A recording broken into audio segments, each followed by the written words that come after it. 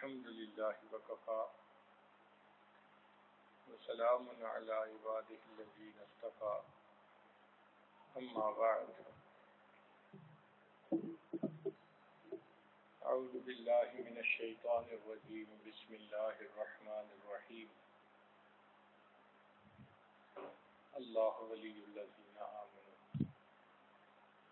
سبحان ربك رب العزة عما يصفون وسلام على المرسلين والحمد لله رب العالمين اللهم صل على سيدنا محمد وعلى آل سيدنا محمد وبارك وسلم.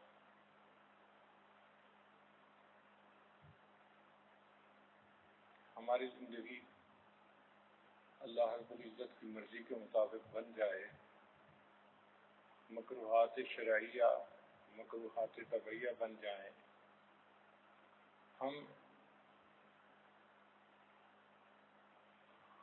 بلا چون و چرا شریعت پر عمل کرنے والے بن جائیں.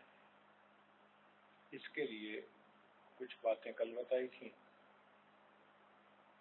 جن میں پہلی بات تھی ہر وقت باوضو رہنا، دوسرا تھا مسنون دعائیں اپنے وقت پہ پڑھنا، تیسرا مسنون اور اوراد و وظائف کرنا جو صبح و شام کے احادیث میں ہیں، چوتھا ہر کام کو سنت کے مطابق کرنا، پانچواں اذان کا جواب دینا اور اذان کے بعد کی دعا پڑھنا، اور دل میں خوشی محسوس کرنا کہ مجھے اللہ نے زندگی میں ایک موقع اور دیا کہ میں اپنے آقا اور سردار صلی اللہ علیہ وسلم کے لیے دعا کر رہا ہوں. ساری عمر تو انہوں نے دعائیں ہمارے لیے کی. اذان کے بعد ایسا وقت آتا ہے کہ جس میں امتی ان کے لیے دعا کرتا ہے تو دل میں خوشی ہو. پھر فرائض کا اہتمام کرنا، تکبیر اولیٰ سے نماز پڑھنا، چند منٹ پہلے آنا، انتظار میں بیٹھنا. یہ چند منٹ پہلے آنا محبت کی علامت ہے، اللہ تعالیٰ سے محبت کی علامت ہے.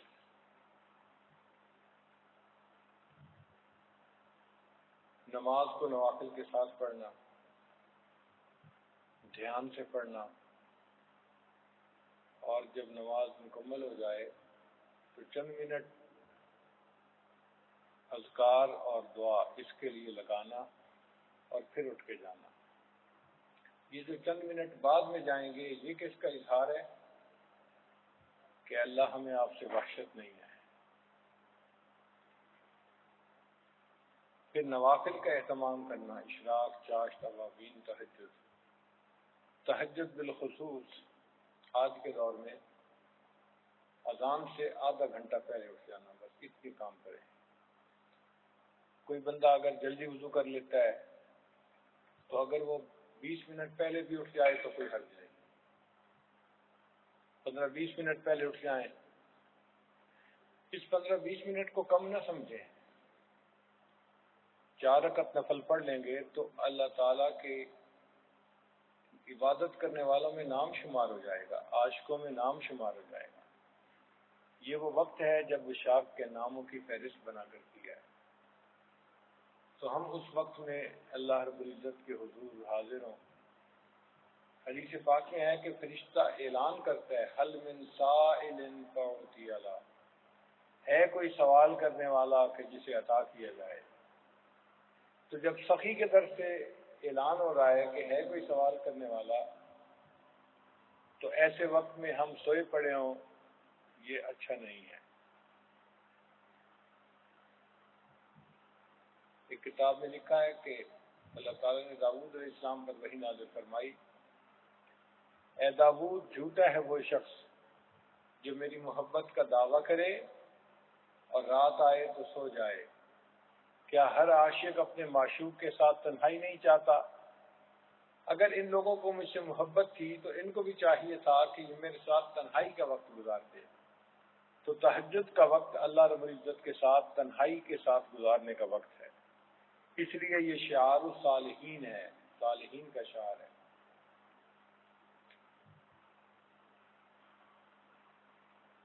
تلاوت قرآن محبت سے کرنا، جو صورتیں فضائل جن کے احادیث میں آئے ہیں ان صورتوں کو یاد کرنا، سورہ یاسین، سورہ واقعہ، سورہ کہف، الف لام میم سجدہ، سورہ مزمل، سورہ ملک، سورہ نبا، تو یہ صورتیں ہیں جن کے فضائل احادیث میں وارد ہوئے ہیں. یہ تو ہر مسلمان کو یاد ہونی چاہیے. نبی علیہ السلام نے ارشاد فرمایا قرآن پاک میں ایک سورت ہے جس کی 30 آیات ہیں، اور میرا دل چاہتا ہے کہ یہ سورت میرے ہر امتی کے دل میں ہو. تو نبی علیہ السلام کا یہ فرما دینا ہمارے لیے کافی ہونا چاہیے. ہر بندے کو کوشش کرنی چاہیے کہ سورہ ملک کو یاد کرے. 30 آیات ہیں، ایک آیت روز یاد کریں تو 30 آیات ایک مہینے میں یاد ہو جاتی ہیں.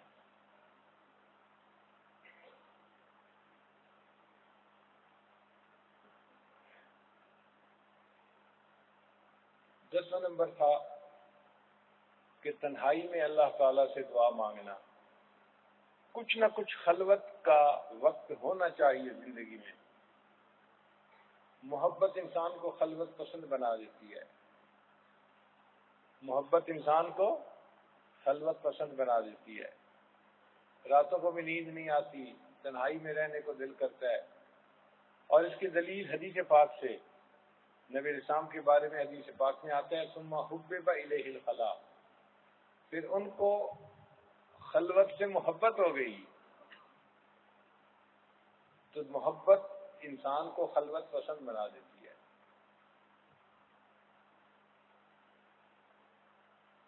ہمارا کام ہے راتوں کو رونا یاد دل بھر میں، ہمارا کام ہے راتوں کو رونا یاد دل بھر میں، ہماری نیند ہے محو خیال یار ہو جانا.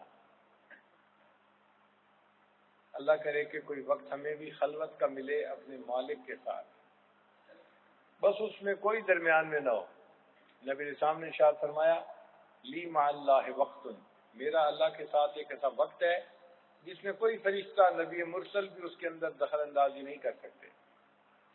ہم بھی یہ وقت اللہ تعالیٰ کے ساتھ گزاریں، اس میں کوئی مخلوق درمیان میں نہ ہو. بس اللہ سے لو لگا کے بیٹھیں، اللہ سے راز و نیاز کی باتیں کریں، اپنی زندگی کے غم شکوے اللہ کے سامنے پیش کریں. جو مانگنا ہے اللہ سے مانگیں، اللہ سے محبت کا تعلق جوڑیں. پھر 10واں نفلی روزوں کے بارے میں تھا کہ ایام 20 کے 3 روزے رکھیں. جو اور زیادہ رکھنا چاہیں تو وہ جمعرات سوموار کا روزہ رکھے ہر ہفتے میں 2+5. اس سے بھی زیادہ اگر کوئی نوجوان رکھنا چاہے تو ایک دن روزہ ایک دن افطار، صوم داودی سے کہتے ہیں. اس کی تفصیل اس عاجز نے کل کر دی تھی. 11واں نقطہ سنیے کہ انسان کی زندگی میں کبھی خوشی ہوتی ہے، کبھی غم ہوتا ہے، کبھی صحت ہوتی ہے، کبھی بیماری ہوتی ہے، کبھی نفع ہوتا ہے، کبھی نقصان ہوتا ہے. ان حالات سے مل کر زندگی بنتی ہے. تو جب خوشی کے لمحات ہو نا، اس وقت میں ہمیں چاہیے ہم اللہ کا خوب شکر ادا کریں. اب یہاں سوال پیدا ہوتا ہے کہ خوشی کے لمحات کون سے ہوتے ہیں؟ عام لوگ دھوکہ کھاتے ہیں. وہ سمجھتے ہیں کہ جب کوئی انوکھی چیز ملے، کوئی سرپرائز ملے تب انسان کا دل خوش ہوتا ہے. نہیں، جب بھی دنیا کے سارے کام ہماری مرضی کے مطابق چل رہے ہیں وہ خوشی کے لمحات ہیں. دیکھیں، ہماری صبح کے وقت آنکھ وقت پہ کھل گئی، ہم نے تکبیر اولیٰ کے ساتھ فجر پڑھ لی، خوشی کی بات. پھر بچے وقت پہ مدرسے مسجد چلے گئے، اسکول میں چلے گئے، انہوں نے تنگ نہیں کیا، خوشی کی بات. پھر بیوی نے وقت پہ ناشتہ تیار کر دیا، خوشی کی بات. ہم لوگ بھی اپنے دفتر میں وقت پہ پہنچ گئے، خوشی کی بات. دفتر میں کوئی بری خبر نہیں سنی، خوشی کی بات. تو اس کا مطلب یہ کہ جو جو کام ہماری مرضی کے مطابق ہو رہے ہوتے ہیں نا، وہ خوشی کے لمحات ہوتے ہیں. اگر اللہ تعالیٰ بیوی کے سر میں درد کر دیتے آدھے سر کا تو وہ تو ناشتہ نہ بنا سکتی. اگر بچے ضد کر لیتے تو ہم تو ان کو اسکول نہ پہنچا سکتے. جب یہ سب کام مرضی کے مطابق ہو رہے ہو نا، وہ خوشی کے لمحات ہوتے ہیں. اس وقت ہمیں اللہ کا شکر ادا کرنا ضروری ہے. جو لوگ فیکٹری میں کام کرتے ہیں وہ جانتے ہیں کہ اگر مشین ٹھیک ٹھیک چل رہی ہو اور پروڈکشن ٹھیک نکل رہی ہو تو یہ اس بات کی دلیل ہوتی ہے کہ جو مشینوں کی سپرویژن کرنے والے لوگ ہیں نا وہ نگرانی بڑی ٹھیک کر رہے ہیں، تبھی تو مشینیں چل رہی ہیں۔ اگر وہ نگرانی نہ کرتے تو مشین خراب ہوتی، بند ہو جاتی، پروڈکشن رک جاتی۔ جب ہمارے حالات کی مشینری ٹھیک ٹھیک چل رہی ہوتی ہے اس کا مطلب کہ ہماری نگرانی کرنے والا پروردگار ٹھیک ٹھیک ہماری نگرانی کر رہا ہے۔ ہمیں اس وقت میں اللہ کا شکر ادا کرنا چاہیے، لیکن لگتا یہ ہے کہ ہم توقع کرتے ہیں کہ ٹھیک ہی ہر چیز ہونی چاہیے، یہ ہمارا حق نہیں ہے، یہ اللہ کی دین ہے۔ اسی لیے لوگ شکر ادا کرنے والے تھوڑے ہوتے ہیں۔ وَقَلِيلٌ مِّنْ عِبَادِيَ الشَّكُورُ، اللہ فرماتے ہیں کہ میرے بندوں میں سے تھوڑے میرے شکر ادا کرنے والے ہیں۔ آپ غور کریں، کوئی بندہ ایک جوس کا گلاس پلا دے نا تو ہم اس کا بھی شکریہ ادا کرتے ہیں۔ کوئی بندہ نمکو کھلا دے شکریہ ادا کرتے ہیں۔ جس پروردگار نے صحت جیسی نعمت دی، بھوک جیسی نعمت دی اور دسترخوان پہ اتنے کھانے کھلائے کہ ہمارے پیٹ بھر گئے، ہم کھانے کی دعا پڑھنا بھول جاتے ہیں۔ اس کا مطلب یہ کہ ہم اللہ کو تو تھینک یو پھر نہیں نہ کہتے، ہمیں یاد ہی نہیں ہوتی دعا پڑھنی۔ تو فطرتی طور پہ انسان ناشکر ہے۔ وَقَلِيلٌ مِّنْ عِبَادِيَ الشَّكُورُ، میرے بندوں میں سے تھوڑے میرے شکر گزار ہیں۔ اس کی دلیل سننی ہو تو یہ ہے کہ ایک آدمی نوجوان جاب ڈھونڈنے کے لیے گیا، انٹرویو ہوا، اس کو جاب کی آفر ہو گئی، ہاں بھئی ہم آپ کو جاب دے دیتے ہیں۔ اب یہ گھر آئے گا نا تو ماں پوچھے گی بیٹا کیا بنا؟ امی بس اس نے یہ پوچھا میں نے یہ جواب دیا، اس نے یہ کہا میں نے پھر یہ جواب دیا، میں نے سوچا اس کو یہ بھی بتا دوں یہ بھی بتا دوں۔ اب آپ دیکھیں ہر بات کے جواب میں نے یہ سوچا، میں نے یہ کیا، میں نے یہ فیصلہ کیا، میں اب یہ میں آ رہی اس میں۔ خوشی ملی تو خدا یاد نہیں، میں نے جواب دیا، میں نے یہ سوچا، میں نے یہ کیا۔ اچھا اب اسی بندے کو فرض کرو انکار ہو جاتا اور نوکری نہ ملتی، اب یہ گھر آیا، ماں پوچھتی ہے بیٹا کیا ہوا؟ امی بس اللہ کی مرضی۔ بھئی اللہ کی مرضی تو اس وقت بھی تھی جب جاب ملی تھی، اس وقت اللہ کی مرضی نہیں تھی؟ اس وقت بھی تو اللہ کی مرضی تھی۔ اس وقت اللہ یاد نہیں آتا، جب محروم ہوتے ہیں تب اللہ یاد آتا ہے۔ انسان کی فطرت بھی عجیب ہے، جیڑے پٹھے کم اللہ دے دیں گے اور جی اللہ دی مرضی۔ بھئی اللہ تعالیٰ نے معاذ اللہ کوئی الٹے ہی کام کرنے ہوتے ہیں، جو اچھے کام ہو رہے ہوتے ہیں وہ بھی تو اللہ ہی کر رہا ہوتا ہے نا، اس وقت کیوں نہیں خدا یاد ہوتا؟ اس وقت میں نے یہ سوچا، میں نے یہ کیا، تو نفس کریڈٹ خود لینا چاہتا ہے ہر چیز کا۔ تو ہم اللہ کے شکر گزار بندے ہیں نہیں جیسے ہونا چاہیے۔ ہمارے اندر اس کی ٹریننگ بھی نہیں دی جاتی کہ ہم شکر ادا کرنے والے بن جائیں۔ چنانچہ بیرون ملک میں مدرسے میں بچے تھے کوئی 40 کے قریب۔ ایک مرتبہ میں نے ان کو بلایا اور میرے ہاتھ میں کوئی میٹھی چیز تھی، کوئی لالی پاپ وغیرہ چیز تھی کہ بھئی میں ان کو دوں۔ 40 بچوں میں نے وہ تقسیم کیے، 40 بچوں میں سے صرف 3 یا 4 تھے جنہوں نے مجھے تھینک یو کہا، شکریہ کہا یا جزاک اللہ کہا، ورنہ باقی چپ آئے اور لے کے چلتے بنے۔ اس کا مطلب یہ کہ مائیں اپنے بچوں کو بتاتی ہی نہیں کہ شکریہ ادا کرنا بھی کوئی کام ہوتا ہے۔ یہ کوتاہی ہماری عورتوں کے اندر ہے، وہ بچوں کو نہیں سکھاتی شکریہ ادا کرنا، جس کی وجہ سے ہم ناشکرے۔ باپ فوت ہو گیا، بڑا بھائی بڑی ہمت کوشش کر کے کاروبار کرتا ہے، چھوٹے بچوں کو تعلیم دلواتا ہے، پھر ان کو بڑا کر کے شادی کرتا ہے، اور یہ جب اپنے پاؤں پہ کھڑا ہو جاتا ہے سب سے بڑا دشمن اس بھائی کا یہی بنتا ہے۔ بھائی وہ تو محسن تھا، اس نے تو باپ بن کے تمہاری پرورش کی۔ نہیں، بڑے بھائی کا شکریہ کون ادا کرتا ہے؟ ہم نے تو نہیں دیکھا کہ ماں باپ کا کوئی شکریہ ادا کر رہا ہو کہ آپ نے ہمیں محبت پیار سے رکھا، تعلیم دلوائی۔ اللہ ماشاء اللہ فطرت ہی نہیں ہے ہماری شکریہ ادا کرنے والی۔ شریعت اتنی پیاری ہے کہ شریعت نے کہا من لم یشکر الناس لم یشکر اللہ، جو انسانوں کا شکر ادا نہیں کرتا وہ اللہ کا بھی شکر ادا نہیں کرتا، اور ہمیں شکریہ ادا کرنا آتا ہی نہیں۔ اس لیے جزاک اللہ کا لفظ بہت کم زبانوں پہ ہوتا ہے، بہت کم زبانوں پہ۔ ایک مرتبہ یاجز پیرس سے سوار ہوا، نیو یارک جانا تھا،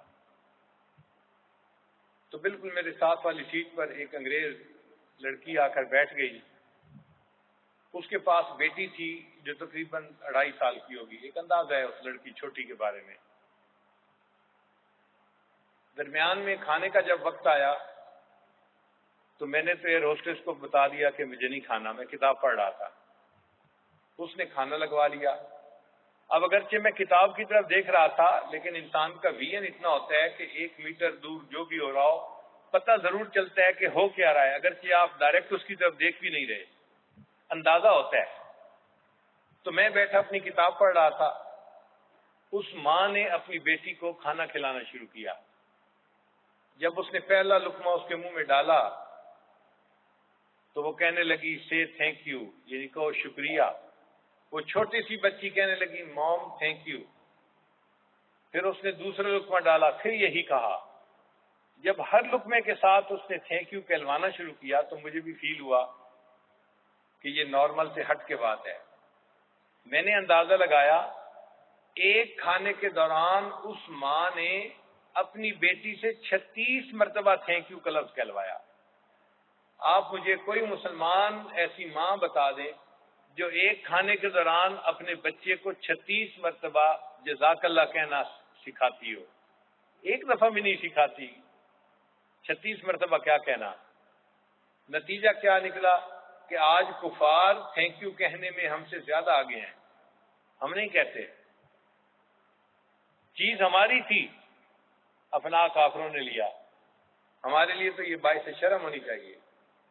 تو ہمیں بھی اس کی عادت ہونی چاہیے، جو کوئی بندہ اچھا کرے، بھلا کرے، ہم اس کا شکریہ ادا کریں، بندوں کا بھی کریں۔ جب بندوں کا کریں گے تو پھر اللہ کا بھی شکریہ ادا کرنے کی عادت ہو جائے گی۔ نبی علیہ السلام نے دعا سکھائی کہ کھانے کے وقت دعا پڑھیں، یاد ہی نہیں ہوتی، پڑھتے ہی نہیں۔ کیوں کہ ہمیں شکریہ ادا کرنا یاد نہیں ہوتا کہ ہم نے اللہ کا بھی شکریہ ادا کرنا ہے۔ ہم نے تو دیکھا کہ جو جانور ہوتے ہیں نا، درندے، وہ بھی اپنے محسن کا شکر گزار ہوتے ہیں۔ آپ دیکھیں سرکس میں شیر کے منہ میں وہ ہاتھ ڈال دیتے ہیں اور سر ڈال دیتے ہیں شیر کے منہ میں، شیر ان کو کچھ نہیں کہتا۔ کیوں؟ کہ وہ اپنے محسن کا احسان مانتا ہے۔ تو اگر ایک درندہ بھی اپنے محسن کا احسان مان رہا ہے تو ہم تو انسان ہیں، کیا ہم اپنے پروردگار کا احسان نہیں مان سکتے؟ تو ہمیں بھی چاہیے ہم اللہ تعالیٰ کا خوب شکر ادا کریں۔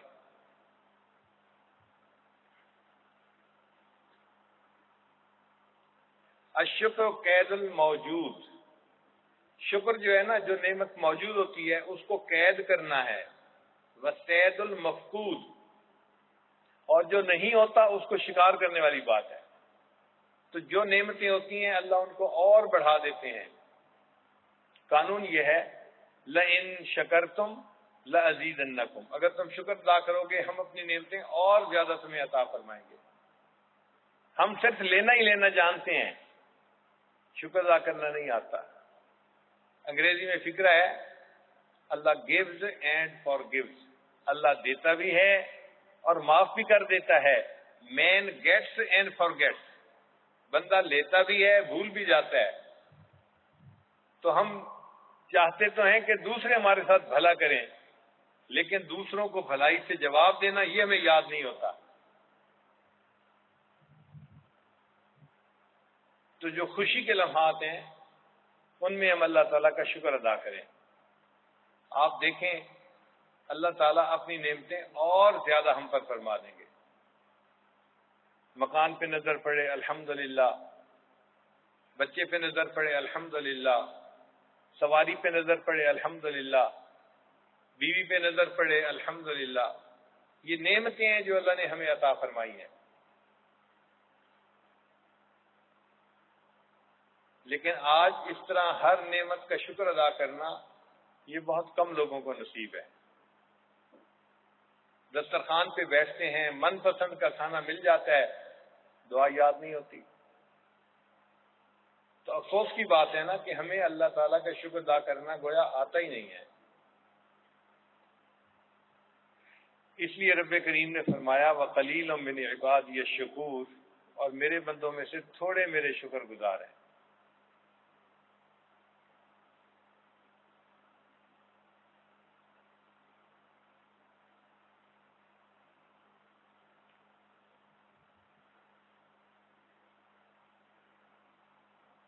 چنانچہ ہم اگر شکر ادا نہیں کرتے تو یہ نعمت کی ناقدری ہے، پھر اللہ تعالیٰ نعمتوں کو واپس بھی لے لیتے ہیں۔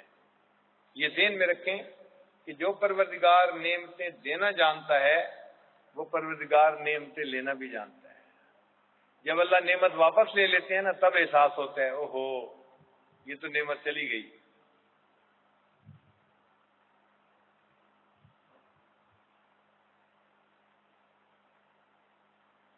اکثر اوقات ایسے ہوتا ہے کہ لوگ بھول جاتے ہیں، اپنی اوقات ہی بھول جاتے ہیں۔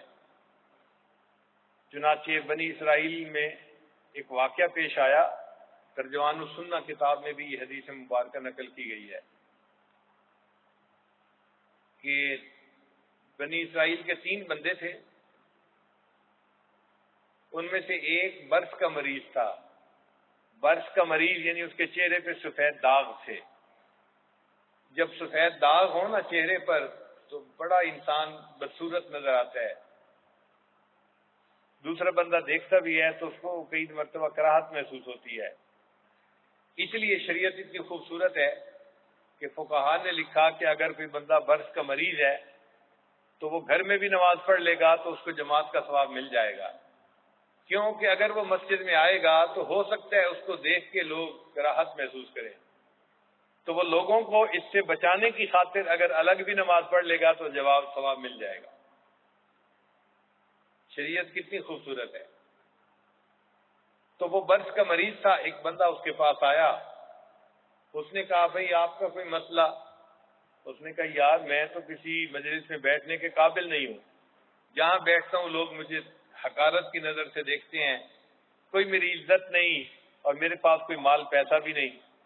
اس نے دعا کر دی، اس بندے کی دعا سے اس بندے کی برس کی بیماری بھی ختم ہو گئی، اور اللہ نے اس کو ایک اونٹنی عطا کی، اور اونٹنی کی نسل اتنی بڑھی کہ وہ ہزاروں اونٹنیوں کا مالک بن گیا۔ وقت کا سیٹھ بندہ، امیر بندہ، ٹھاٹھ کی زندگی گزار رہا ہے۔ پھر وہ دوسرے کے پاس گیا، دوسرے بندے کے سر پہ بال نہیں تھے، وہ فارغ البال تھا، گنجا تھا۔ تو اس نے اس سے بات کی کہ سناؤ بھائی، اس نے کہا یار میری بھی کوئی زندگی ہے، جہاں بیٹھتا ہوں لوگ مذاق اڑاتے ہیں، مجھے گنجا گنجا کہہ کے پکارتے ہیں، اور میرا رزق کا بھی کوئی ایسا مسئلہ نہیں کہ بھائی اچھا ہو۔ اس نے دعا کر دی، اللہ نے اس کے سر پر خوبصورت بال بھی عطا کر دیے، اور اس کو ایک گائے عطا کر دی۔ گائے کی نسل اتنی بڑھی کہ یہ ہزاروں گایوں کا مالک بن گیا۔ یہ بھی امیر آدمی 60 سال زندگی گزارنے لگ گیا۔ پھر وہ بندہ تیسرے کے پاس آیا، تیسرا آنکھوں سے نابینا تھا۔ سناؤ بھائی تمہاری کیا زندگی ہے؟ اس نے کہا یار میرا کیا حال پوچھتے ہو، لوگوں کے لیے تو صرف رات میں اندھیرا ہوتا ہے، میرے بھائی میرے لیے تو دن میں بھی اندھیرا، میں تو کسی کا چہرہ نہیں دیکھ سکتا، میری بھی کیا زندگی ہے، ٹھوکریں کھاتا ہوں، ایک جگہ سے دوسری جگہ بغیر مدد کے جا بھی نہیں سکتا۔ اس نے دعا کر دی، اس دعا کی وجہ سے اللہ نے اس کو بینائی بھی عطا فرما دی، اور اس کو ایک بکری عطا کی جس کی نسل اتنی بڑھی کہ یہ ہزاروں بکریوں کے ریوڑ کا مالک بن گیا۔ بہت وقت گزر گیا، یہ تینوں بندے بڑے امیر بندے کہلانے لگے، انہوں نے محل نما مکان بنا لیے اور نوکر چاکر رکھ لیے اور خوب زندگی گزارنے لگے۔ جب بہت سال انہوں نے نعمتوں میں وقت گزار لیا تو یہ اپنا ماضی بھول گئے۔ تو پہلے کے پاس ایک بندہ آیا، اس نے کہا یار دیکھو تمہارے اوپر اللہ کا بڑا فضل ہے، ایک وقت تھا تمہارے پاس کچھ نہیں تھا، پھر اللہ نے تمہیں سب کچھ دیا، آج میں اس اللہ کے نام پر مانگنے کے لیے آیا ہوں تو مجھے دے دو جس اللہ نے تمہیں اتنا نوازا ہے۔ اس کو تو بڑی آگ لگ گئی، تم کیسے کہہ رہے ہو کہ تمہارے پاس کچھ نہیں تھا؟ میں نے تمہارے گھر سے مال لیا ہے، میاں میں نے کاروبار کیا، میں نے فلاں ڈیل اتنی اچھی کی تھی، فلاں سودا اتنا اچھا کیا تھا، فلاں موقع پہ میں نے یہ کیا یہ کیا۔ تو میاں خون پسینے کی کمائی ہے، درختوں سے نہیں توڑ کے لایا میں پیسے۔ تم نے اگر کوئی ایسی بات کی نا کہ تمہارے پاس کچھ نہیں تھا تو دیکھنا میں تمہارا کیا حشر کرتا ہوں۔ جب اس نے خوب ڈانٹا نا کہ تم ایسی بات کرتے ہی کیوں ہو، اس بندے نے کہا اچھا بھائی مجھ سے ناراض نہ ہو، جیسے آپ تھے اللہ آپ کو ویسا ہی کر دے۔ یہ کہہ کے وہ تو چلا گیا۔ اب اس بندے کے چہرے پر برف کے داغ بھی واپس لوٹ آئے، اور جو اونٹنیاں تھیں ان میں ایسا وائرس پھیلا کہ ساری اونٹنیاں ایک ایک کر کے مر بھی گئیں۔ جیسا پہلے تھا کنگال آدمی یہ ویسا ہی بن گیا۔ پھر یہ بندہ دوسرے کے پاس گیا، بھائی اللہ کا آپ پر بڑا فضل ہے، اللہ نے آپ کو بہت مال دیا ہے، میرے پاس کچھ نہیں، میں محتاج ہوں، میں اللہ کے نام پہ مانگنے کے لیے آپ کے پاس آیا ہوں، تو بھائی دیں جس نے آپ کو دیا، آپ کے پاس تو کچھ نہیں تھا۔ اس کو بھی یہ بات بڑی چبھی کہ یہ کیوں کہہ رہے ہے کہ تمہارے پاس کچھ نہیں تھا۔ اس نے بھی اس کو ڈانٹا کہ تم کیسے جرأت کر سکتے ہو یہ بات کرنے کی، میں مانا ہوا بزنس مین ہوں، یہ ہے وہ ہے، اور خبردار تو نے پھر بات کی نا تو میں تمہاری زبان کھینچ لوں گا۔ جب اس نے ڈانٹا تو اس نے کہا اچھا پھر جیسے آپ تھے اللہ آپ کو ویسا ہی بنا دے۔ لو جی تھوڑے دن گزرے، سر سے بال بھی غائب ہو گئے، اور گایوں کے اندر ایسی بیماری آئی کہ سب گائیں بھی مر گئیں، جیسا تھا پھر ویسا بن گیا۔ پھر یہ تیسرا بندہ، یہ بندہ تیسرے کے پاس گیا، نابینا جس کو آنکھیں مل گئی تھی، اس کو کہا کہ بھائی بات یہ ہے کہ آپ کے اوپر اللہ کا بڑا فضل، اللہ نے آپ کو بہت دیا، آپ کے پاس تو کچھ نہیں تھا، اب جس اللہ نے آپ کو دیا ہے نا اسی اللہ کے نام پہ مانگنے کے لیے میں آیا ہوں، میں محتاج ہوں، میری مدد کرو۔ اللہ نے آپ کی مدد کی۔ اب یہ بندہ آگے سے ناراض ہونے کی بجائے نا یہ اس کی آنکھوں میں آنسو آ گئے، کہنے لگا ہاں تم بالکل ٹھیک کہتے ہو، مجھے آج بھی اپنا وقت یاد ہے، میں نابینا تھا، میں ٹھوکریں کھاتا تھا، میں در در کے دھکے کھاتا تھا، کوئی میرا پوچھنے والا نہیں ہوتا تھا، کوئی خدا کا بندہ آیا جس نے مجھے دعا دی، جس پر اللہ نے مجھے بینائی بھی عطا فرما دی، اور ایک بکری اللہ نے دی جس کی اتنی نسل بڑی کہ ان دو پہاڑوں کے درمیان جتنے ہزاروں بکریوں کا ریوڑ نظر آ رہا ہے یہ سب میرا ہے، میاں یہ مجھے اللہ نے دیا ہے، اور تم اللہ کے نام پر مانگنے آئے ہو، جتنا چاہتے ہو بکریوں کو لے جاؤ اللہ کے نام پر۔ جب اس نے یہ بات کہی تو وہ بندہ کہنے لگا اچھا تم نے اپنی اوقات کو یاد رکھا، اب اللہ تعالیٰ تمہارے مال میں اور برکتیں عطا فرمائے، میں فرشتہ ہوں، اللہ نے آزمائش کے لیے 3 بندوں کے پاس بھیجا تھا، 2 اپنی اوقات بھول گئے، تم نے اپنی اوقات کو یاد رکھا۔ کہتے ہیں کہ یہ بندہ بنی اسرائیل میں بڑا مالدار آدمی بن کر زندگی گزارتا رہا۔ تو ہوتا یہ ہے کہ جب اللہ اپنا فضل فرماتے ہیں نا تو ہم اپنی اوقات بھول جاتے ہیں، ہم دوسروں کو کم نظر سے دیکھنا شروع کرتے ہیں۔ پنجابی میں کہتے ہیں ساڑی تک بھی نہیں پاؤندی، دوسرے بندے کو ہم حقیر سمجھتے ہیں۔ بھئی چند ٹھیکریاں پیسوں کی مل جانے سے انسان میں ایسا عجب اور تکبر آ جائے کہ اس کی آواز میں پیسوں کی جھنکار شامل ہو جائے، یہ اللہ کو ناپسند ہے۔ اللہ نے تو نعمت اس لیے دی تھی کہ یہ بندہ اس نعمت سے خود بھی فائدہ اٹھاتا اور اللہ کے بندوں کو بھی فائدہ پہنچاتا، لیکن جب نعمت ملتی ہے تو ہمیں فائدہ پہنچانا بھول جاتا ہے، ہم ہر چیز کو اپنا ہی رزق سمجھ لیتے ہیں، ایسا نہیں ہوتا۔ حدیث مبارکہ میں ہے اللہ تعالیٰ کے کچھ بندے ایسے ہوتے ہیں جن کو اللہ تعالیٰ ان کی اپنی اوقات سے زیادہ رزق دے دیتا ہے، اور اس لیے دیتا ہے کہ وہ اس رزق کو اللہ کے بندوں تک پہنچا دیں، یعنی غریبوں مسکینوں پر دین پر خرچ کرنے والے بن جائیں۔ اگر وہ آگے ڈاک پہنچاتا رہے تو اللہ اس کو وہ مال عطا کرتے رہتے ہیں، اگر یہ آگے ڈاک پہنچانی بند کر دے تو اللہ اس بندے کی بجائے رزق کسی اور کے ذریعے ان کو پہنچا دیتے ہیں، اس بندے کو محروم کر دیتے ہیں۔ چنانچہ کئی لوگ حضرت ایک وقت تھا مٹی کو ہاتھ لگاتے تھے سونا بن جاتی تھی، آج تو ہم سونے کو بھی ہاتھ لگائیں تو مٹی بن جاتا ہے۔ حضرت دن پلٹ گئے۔ بھائی وہ دن پلٹے اس لیے کہ ہم نے نالائکی کی، ہم نے اللہ کی نعمتوں کا شکر ادا نہیں کیا۔ اگر ہم شکر ادا کرتے تو اللہ اپنی نعمتیں واپس نہ لیتے بلکہ نعمتیں اور عطا فرماتے۔ چنانچہ حضرت داؤد علیہ السلام کو اللہ نے نبوت بھی عطا فرمائی اور اللہ تعالیٰ نے دنیا کی بادشاہی بھی عطا فرمائی۔ ایسی شاہی نہ پہلے کسی کو ملی نہ بعد میں کسی کو ملی۔ انسانوں کے بھی بادشاہ، جنوں کے بھی بادشاہ، پرندوں کے بھی بادشاہ، خشکی کی مخلوق، تری کی مخلوق، سبحان اللہ، کیا شان اللہ نے دی کہ نبوت بھی ہے اور ساتھ شاہی بھی ہے۔ جیسے آج ہوائی جہاز اڑتے ہیں، ان کو اللہ نے ایسا تخت عطا فرمایا تھا، وہ اپنے لشکر کو لے کر اس پر بیٹھتے تھے اور وہ ان کے تخت کو لے کے ہوا اڑ جاتی تھی اور ایک جگہ سے دوسری جگہ پہنچاتی تھی۔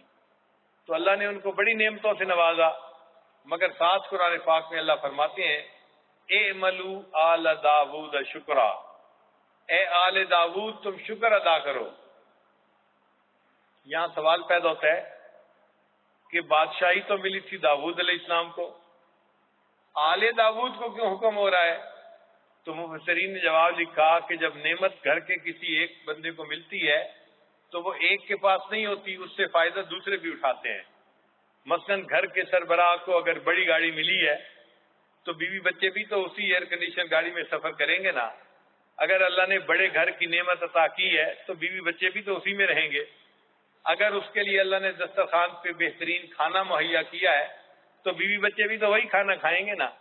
تو بات یہ ہے کہ ایک بندے تک نہیں ہوتی، اس کے جو متعلقین ہیں وہ بھی اس سے فائدہ اٹھاتے ہیں۔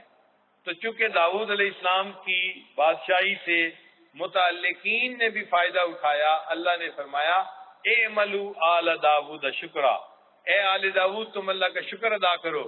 مگر ساتھ اللہ نے حقیقت بھی بتا دی وَقَلِيلٌ مِّنْ عِبَادِيَ الشَّكُورُ، اور میرے بندوں میں سے تھوڑے میرے شکر گزار ہیں۔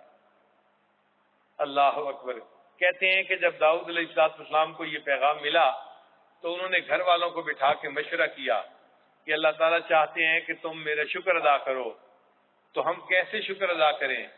تو انہوں نے آپس میں مل کے یہ مشورہ کیا، ہم گھر کے جتنے افراد ہیں ہر بندہ 1-2 گھنٹے اللہ کی عبادت میں لگا رہے، جب ایک ختم کرے تو دوسرا شروع ہو جائے، دوسرا ختم کرے تیسرا شروع ہو جائے۔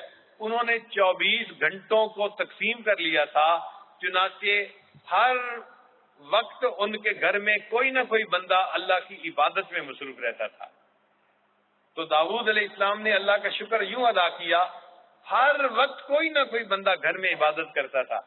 کاش کہ آج ہمارے ایسے گھر ہوں کہ کوئی نہ کوئی بندہ ہر وقت اللہ کی عبادت میں لگا رہے، کبھی ماں عبادت کر رہی ہو، کبھی باپ کر رہا ہو، کبھی بیٹی، کبھی داماد، کبھی بیٹا، کبھی بہو، کوئی نہ کوئی ہر وقت گھر میں اللہ کی عبادت۔ آج تو یہ وقت ہے کہ گھر میں کوئی نہ کوئی سیل فون پہ بات ضرور کر رہا ہوتا ہے، بڑے نہیں کر رہے تو چھوٹے کر رہے ہوتے ہیں، کوئی نہ کوئی ٹی وی کی سکرین کھول کے بیٹھا ہوتا ہے، بڑے نہیں تو بچے آئی پیڈ کی سکرین کھول کے بیٹھے ہوتے ہیں۔ تو سکرین تو کھلی رہتی ہے، گھنٹوں کے حساب سے عبادت نہیں ہوتی، یہ ہماری کوتاہی ہے۔ تو ہم نے بھلا اللہ کی نعمتوں کا شکر ادا کہاں کیا اگر ہم اللہ کی عبادت ہی ایسی نہیں کرتے؟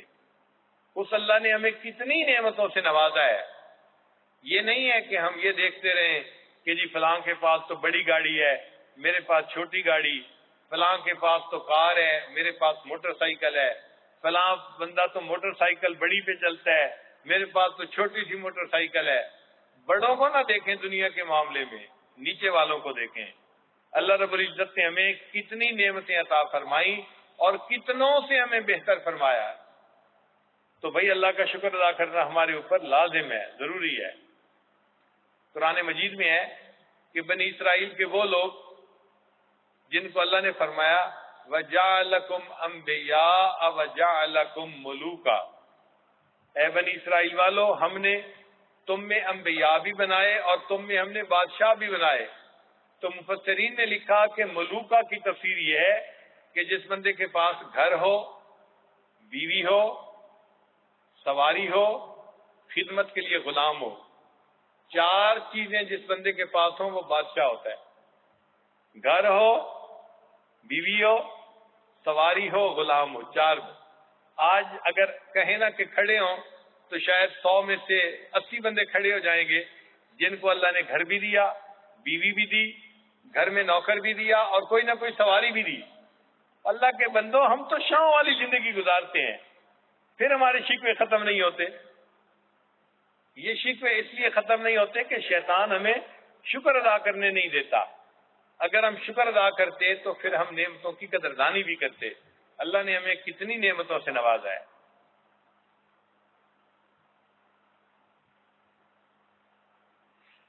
ایک جگہ جانے کا موقع ملا تو ایک وکیل صاحب تھے بگڑے ہوئے، ان کو ان کے والد لے کے آئے. تو وہ وکیل صاحب پہلے تو بحث کرنے لگے، جی مجھے بہت میری آمدنی اچھی ہے، میں بڑی محنت کرتا ہوں، کماتا ہوں، میرے والد مجبور کرتے ہیں زکوٰۃ ادا کرو، میں کیوں ادا کروں؟ محنت سے تو میں نے کمایا ہے، میں کیوں دوں بھائی کسی کو؟ میری مرضی آئے گی تو دوں گا، نہیں آئے گی تو نہیں دوں گا. میں نے پوچھا بھائی آپ نے کمایا کیسے؟ وہ جی میں نے پڑھا تھا، پڑھا لکھا تھا. میں نے کہا پڑھ لکھنے کی وجہ کیا بنی؟ جی میں عقل مند تھا. میں نے کہا اب آپ کہہ رہے ہیں نا کہ آپ کی ساری کمائی کے پیچھے آپ کی تعلیم اور آپ کی تعلیم کے پیچھے آپ کی ذہانت. کہنے لگا ہاں. میں نے کہا آپ کو ذہن کس نے دیا؟ تو سوچ کے کہنے لگا اللہ نے دیا. میں نے کہا جس اللہ نے آپ کو ذہن دیا، جس کی وجہ سے آپ نے تعلیم پائی، مال کمایا، اسی اللہ کا حکم ہے کہ اس میں سے 2.5% تم غریبوں پہ استعمال کرو. تب اس کے سمجھ میں بات آئی. پھر اس نے سمجھا کہ بھائی میرے والد صاحب بیٹھے ہوئے ہیں اور یہ تو پیر صاحب نے ایسی بات کر دی کہ میں نے مان لیا کہ ہاں مجھے دینا چاہیے، تو میں تو ہار گیا. تو وکیل تھا نا، لگا تو رہتا ہے نا بندہ. اس نے دوسری بات کی، اور جی سچی بات تو یہ ہے کہ بس میں تو دیکھتا ہوں تو مانتا ہوں، میں بن دیکھے نہیں مانتا کسی چیز کو. اصل میں وہ کہنا چاہتا تھا کہ بھائی میں دہریہ ہوں، لیکن والد کے سامنے تھوڑا گھبرا رہا تھا، تو صاف لفظ کہنے کی بجائے یہ کہنے لگا میں تو بن دیکھے نہیں مانتا، میں تو دیکھتا ہوں تو مانتا ہوں، میں تو سائنس پڑھا ہوا بندہ ہوں، میں ایسے سٹوریوں پہ اور کہانیوں پہ نہیں یقین رکھتا، میں سائنس پڑھا ہوا ہوں. جب اس نے 1-2 دفعہ بات کی تو میں نے اس کو کہا کہ اچھا مجھے یہ بتاؤ کہ آپ کے والد صاحب کون ہیں؟ اس نے کہا جی یہ بیٹھے ہوئے ہیں. میں نے کہا آپ مجھے بتائیں، آپ نے دیکھا تھا کہ یہ آپ کے والد صاحب ہیں؟ آپ جو بھی کہہ رہے ہیں کہ میں بن دیکھے نہیں مانتا، تو آپ نے دیکھ کے مانا تھا؟ کہتے نہیں جی مجھے تو امی نے بتایا تھا یہ تمہارے باپ ہیں. میں نے کہا جس طرح بن دیکھے امی کی بات پہ اعتماد تم نے کر لیا، اسی طرح ہم نے بھی بن دیکھے نبی علیہ السلام کی بات پہ اعتماد کر لیا. ہم بھی مانتے ہیں کہ اللہ موجود ہے، اور تمہاری ماں تو جھوٹ بھی بولتی تھی، لیکن ہمارے آقا صلی اللہ علیہ وسلم تو وہ تھے جن کو کفار بھی کہتے تھے کہ وہ سچے ہیں، صادق اور امین ہیں.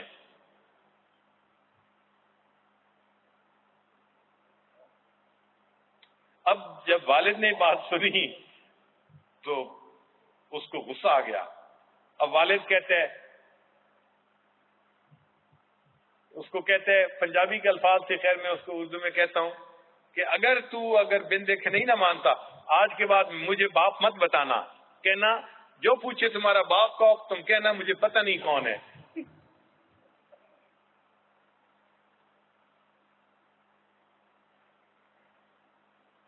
تو سچی بات تو یہ ہے کہ اللہ نے ہمیں ان نعمتوں سے نوازا ہے.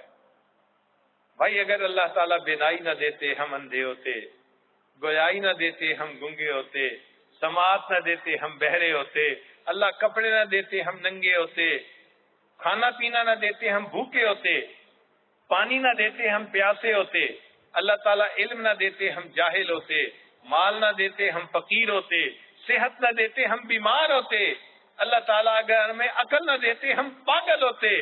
آج جو یہ عزتوں بھری زندگی گزارتے پھر رہے ہیں، یہ اس مولا کا کرم اور احسان ہی تو ہے.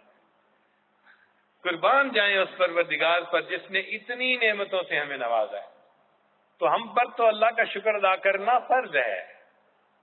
ساری عمر بھی سجدے میں پڑے رہے نا تو ہم اللہ کا شکر ادا نہیں کر سکتے. سچی بات تو یہی ہے. تو ہم شکر ادا کرنے میں کوتاہی کرتے ہیں. ہمیں چاہیے کہ ہم شکر زیادہ ادا کرنے والے بن جائیں.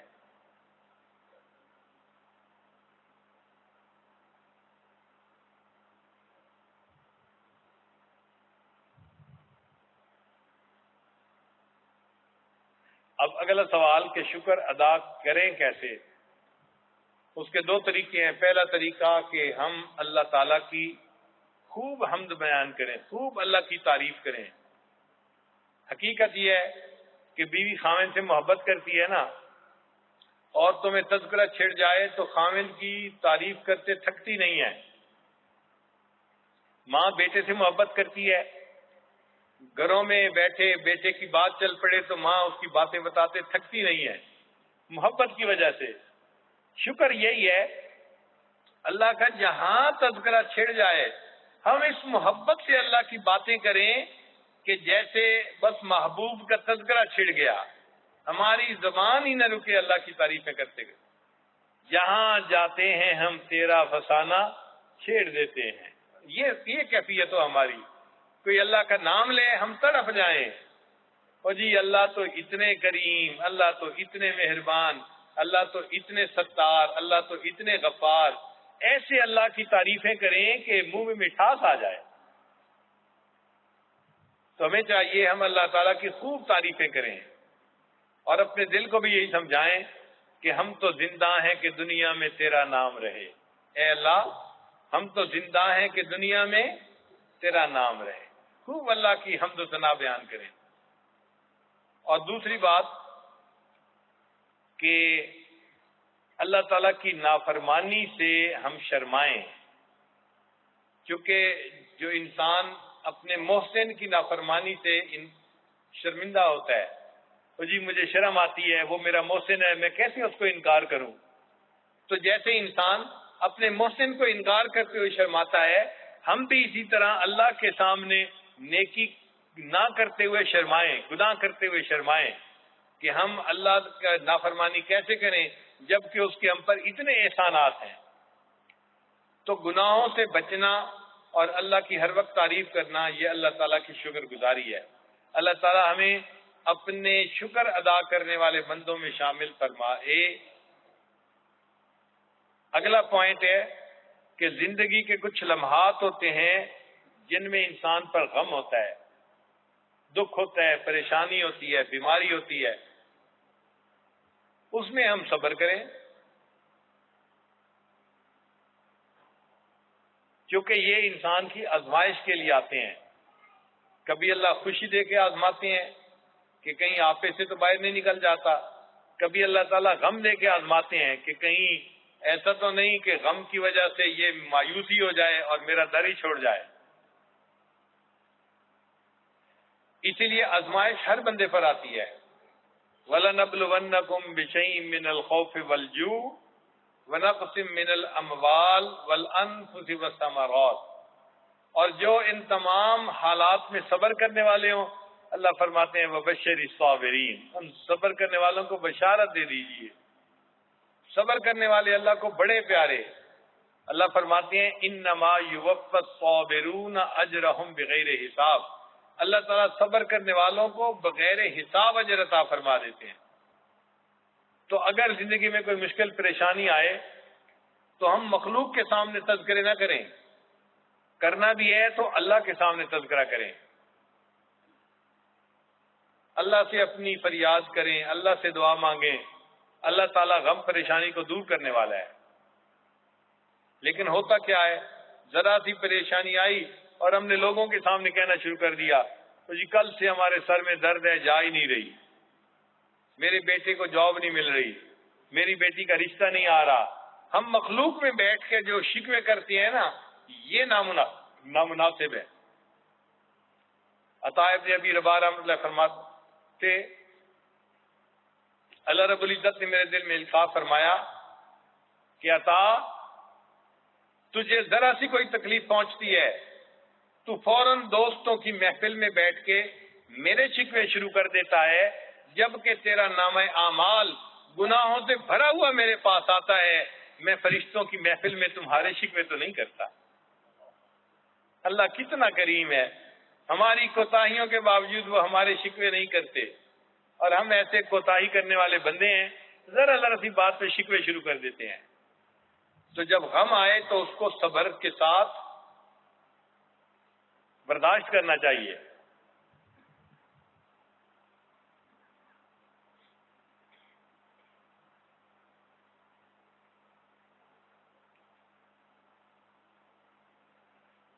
صبر کرنے والا بندہ اللہ تعالیٰ کا پیارا اور محبوب ہوتا ہے.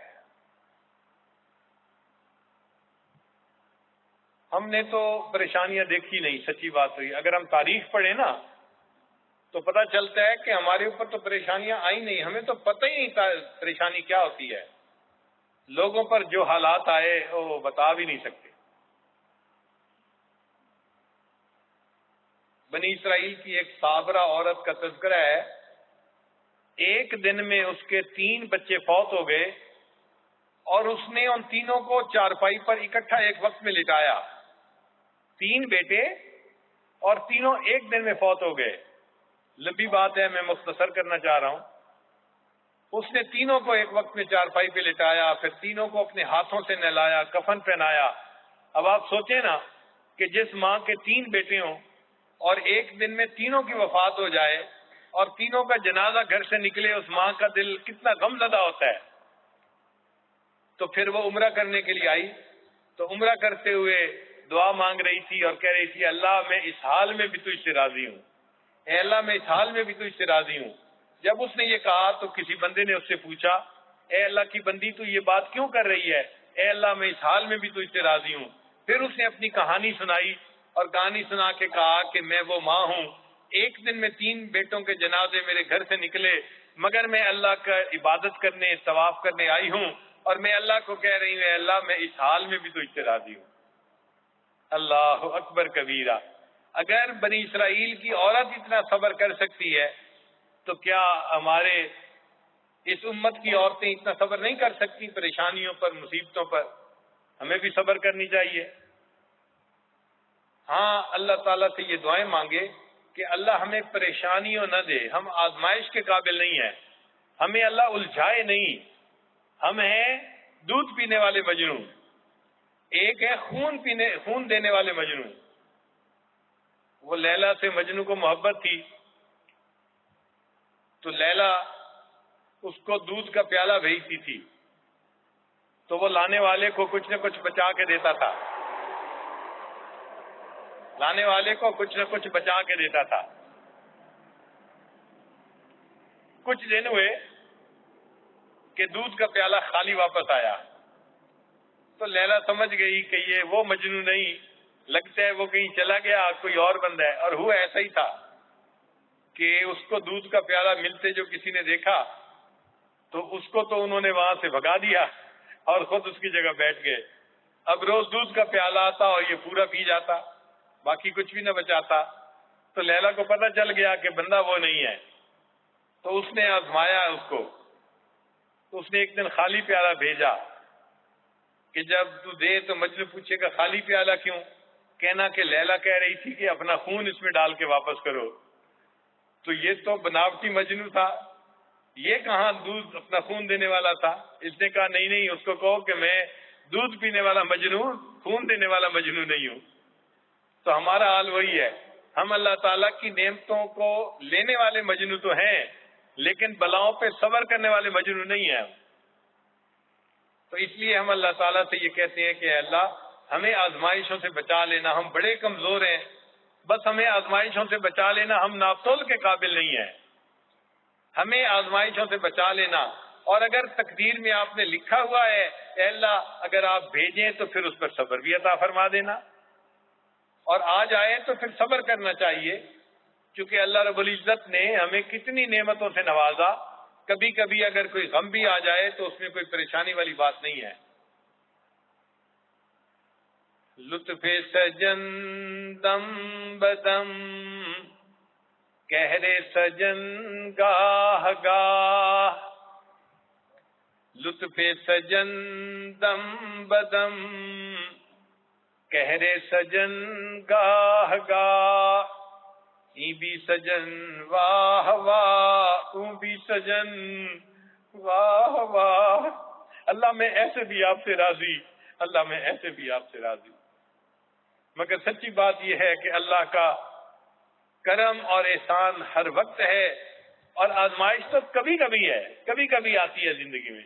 صحت زیادہ بیماری تھوڑی، پیٹ بھرنا زیادہ فاقہ تھوڑا، عزت کے لمحات زیادہ ذلت تھوڑی.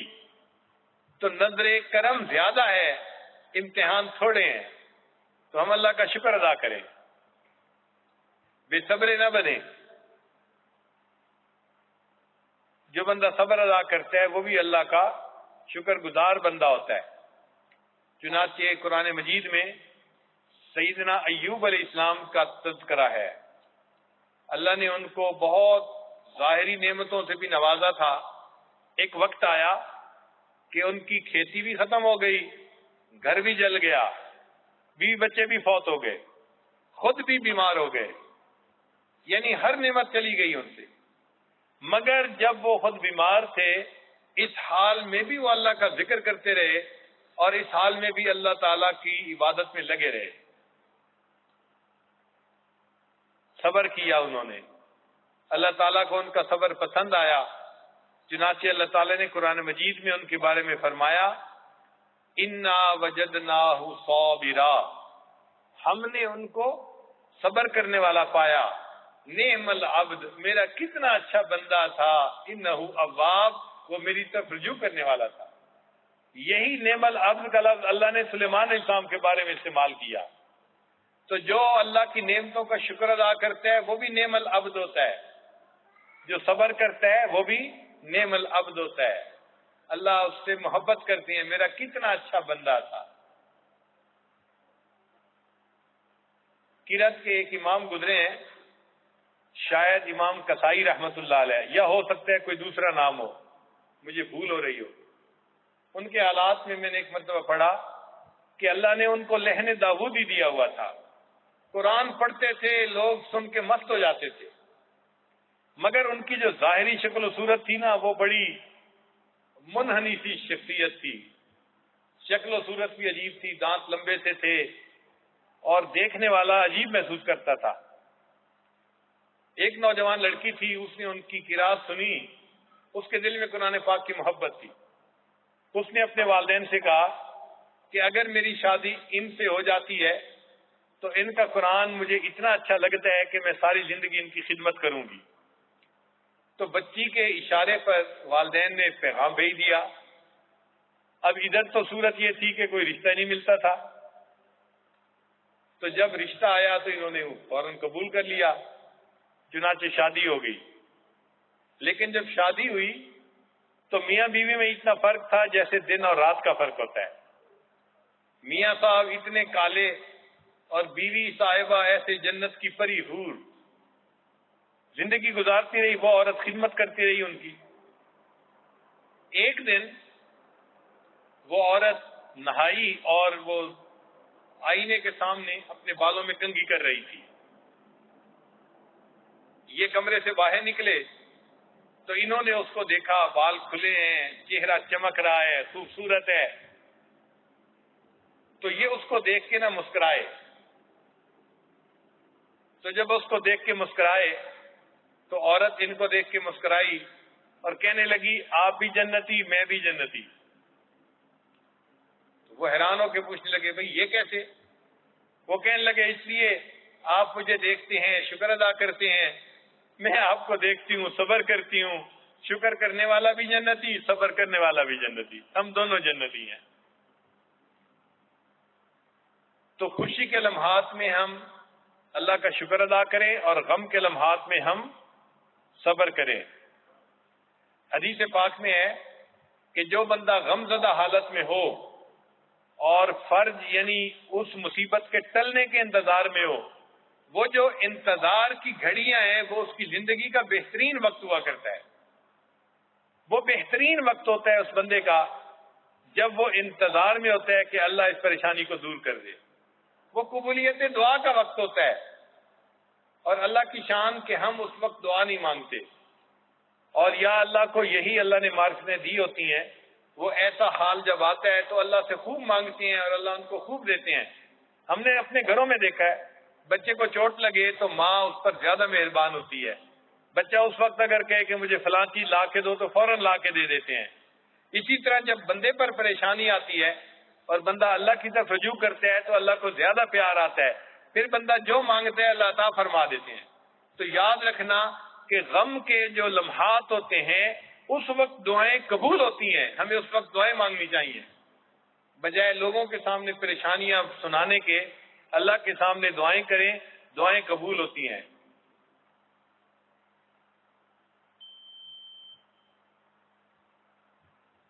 تو خوشی کے لمحات میں ہم اللہ کا شکر ادا کریں اور غم کے لمحات میں ہم صبر کریں۔ پھر اگلا پوائنٹ کہ کسی کا دل نہ دکھائیں۔ آج اس چیز کو اتنا اہمیت نہیں دی جاتی، شریعت نے اس کو بہت اہمیت دی ہے کہ ایک بندہ دوسرے کو ہرٹ نہ کرے۔ اب ہرٹ نہ کرے کا کیا معنی یہ کہ دائرہ شریعت کے اندر رہتے ہوئے۔ اب یہ نہیں کہ اگر کوئی مرد کسی عورت کو کہے کہ اگر تم مجھ سے بات نہیں کرو گی تو میں بہت دکھی ہو جاؤں گا۔ بھائی اگر گناہ ہے اور دکھی ہوتے ہو تو ہوتے رہو، لیکن ہم دائرہ شریعت کے اندر رہتے ہوئے کسی کا دل دکھی نہ کریں۔ مسجد ڈھا دے، مندر ڈھا دے جو کچھ ڈہنے، پر کسی دا دل نہ ڈھاویں رب دلاں وچ رہندا ہے۔ تو کسی کا دل نہ توڑنا، دل میں تو اللہ رہتا ہے۔ کسی کو تکلیف نہ پہنچائیں۔ عورتیں اس بات کو توجہ سے سنیں، چونکہ کئی مرتبہ وہ بات کرتی ہیں میں نے ایسی بات کی کہ وہ جلتی رہی ہوگی، یعنی جان بوجھ کے ایسی بات کرنا کہ دوسرے کا دل دکھے، یہ بہت بڑا گناہ اللہ کے نزدیک ہے، بہت بڑا گناہ۔ حدیث مبارکہ میں بنی اسرائیل کی ایک عورت تھی جو روزہ رکھتی تھی، رات کو عبادت کرتی تھی۔ اللہ کی شان کہ ایک بلی اس کا دودھ پی گئی چند مرتبہ، اس کو بلی پہ بڑا غصہ تھا کہ یہ میرا دودھ کیوں پی گئی۔ اس نے ایک دن اس بلی کو پکڑ لیا، تو غصے کی وجہ سے کہ یہ میرا دودھ پی جاتی تھی اس نے بلی کو بند کر دیا پنجرے میں اور کہا کہ تو میرا دودھ پیتی تھی، میں اب تجھے کچھ بھی نہیں دوں گی کھانے پینے کے لیے۔ تو بلی وہیں تڑپتی رہی بھوک پیاس سے اور بالآخر فوت ہو گئی۔ حدیث مبارکہ میں ہے جب بلی فوت ہوئی اللہ نے اس عورت کے جہنم میں جانے کا حکم فرما دیا۔ راتوں کو عبادت کرتی تھی، دن میں روزے رکھتی تھی، ایک جانور کو تکلیف پہنچانے پر اللہ نے جنت کی بجائے اس کو جہنم عطا فرما دی۔ ہم اگر اللہ کے بندوں کو تکلیف پہنچائیں گے تو سوچیں پھر ہمارا ٹھکانہ کیا ہوگا۔ حدیث مبارکہ میں ہے نبی علیہ السلام نے طواف کرتے ہوئے فرمایا بیت اللہ کے ہاں تیری بڑی تکریم ہے، عزت ہے، لیکن حرمت المؤمن ارجح من حرمت الکعبہ، اللہ کے نزدیک مومن کی تعظیم بیت اللہ کی تعظیم سے بھی اونچی ہوتی ہے۔ اب ہم بیت اللہ کے تو غلاف کو پکڑ کے آنسو بہاتے ہیں اور کوئی بندہ بات کرے تو فوراً اس کا گریبان پکڑتے ہیں۔ ہمارے دل میں مومن کی تو وہ عزت نہیں جو ہونی چاہیے تھی۔ تو کسی کا دل نہ دکھائیں، کسی کو تکلیف نہ پہنچائیں۔ اور آج کل دل دکھاتے ہیں تو کس کا؟ جو قریبی ہوتے ہیں۔ بیٹا ماں باپ کا دل دکھاتا ہے، شاگرد استاد کا دل دکھاتا ہے، خاوند بیوی کا دل دکھاتا ہے۔ بھائی جو بیوی انتظار میں بیٹھی ہے اور خاوند فون پہ لگا ہوا ہے دوسروں کے ساتھ، اس بیوی کا دل دکھے گا یا نہیں دکھے گا؟ بیویاں روتی ہیں، کہتی ہیں، خاوند مانتے ہی نہیں۔ لوگوں کے دفتر دن میں لگتے ہیں، ان کے دفتر رات میں لگتے ہیں، اور جی مجھے دفتر کا کام تھا میں دفتر میں بیٹھا ہوا ہوں، اور کسی کے ساتھ کھا پی رہے ہوتے ہیں بیٹھے ہوئے۔ تو اس طرح دل دکھانا کسی کا یہ اللہ تعالیٰ کو بہت ناپسند ہے۔ اصول بنا لیں ہم نے کسی کا دل نہیں دکھانا۔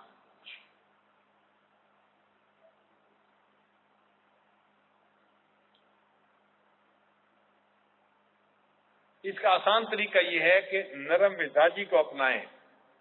جو لوگ نرم مزاج ہوتے ہیں وہ عام طور پہ دوسرے کے ساتھ مس بیہیو نہیں کرتے۔ مس بیہیو وہ کرتے ہیں جو ذرا گرم دماغ کے ہوتے ہیں، ذرا سی بات پہ بیوی کو بھی جھڑک دیا، بیٹے کو بھی جھڑک دیا، ماتحت کو بھی جھڑک دیا، دوست کو بھی جھڑک دیا۔ تو یہ سب وہ لوگ کرتے ہیں جن کے دماغ میں تپش زیادہ ہوتی ہے۔ نرم مزاجی کو اپنائیں تاکہ اللہ تعالیٰ بھی ہمارے ساتھ قیامت کے دن نرمی کا معاملہ فرمائے۔ تو اگلا پوائنٹ کہ کسی کا دل نہیں دکھانا۔ پھر اگر کوئی بندہ غلطی کرے اور وہ ہم سے معافی مانگے تو ہم جلدی اس کو معاف کر دیں۔ کوئی بندہ غلطی کرے اور معافی مانگے تو ہم اس کو جلدی معاف کر دیں۔ ہم نے یہ دیکھا ہے کہ لوگ زبان سے تو کہہ دیتے ہیں ہاں میں نے معاف کر دیا، لیکن دل میں بیر پھر بھی رکھتے ہیں، وہ معاف نہیں کرتے، حقیقت میں اس بات کو یاد رکھتے ہیں۔ بھئی اگر آپ نے معاف کیا ہوتا تو وہ بات آپ بھول چکے ہوتے۔ زبان سے دوست کو کہہ دیتے ہیں ہاں میں نے معاف کر دیا، لیکن عمل میں کوئی فرق نظر نہیں آتا، اس کو معاف کرنا نہیں کہتے۔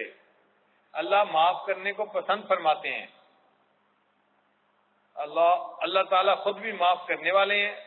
اللہم انک عفو تحب العفو، معاف کرنے کو پسند کرتے ہیں۔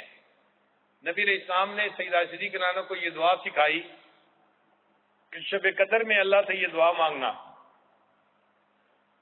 تو ہم بھی بھائی معاف کرنے کو پسند کریں۔ یہ بات سمجھ میں آ گئی؟ دوسرے کی غلطی کو معاف کر دینا یہ اللہ کی بھی سنت ہے اور اللہ کے حبیب صلی اللہ علیہ وسلم کی بھی سنت ہے، اور صالحین کا بھی یہ شعار ہے، جلدی معاف کر دینا۔ حدیث مبارکہ میں ہے جو شخص دنیا میں دوسروں کی غلطی کو جلدی معاف کرے گا، اللہ تعالیٰ قیامت کے دن اس کی غلطیوں کو جلدی معاف فرما دیں گے۔ تو کتنا آسان معاملہ ہے۔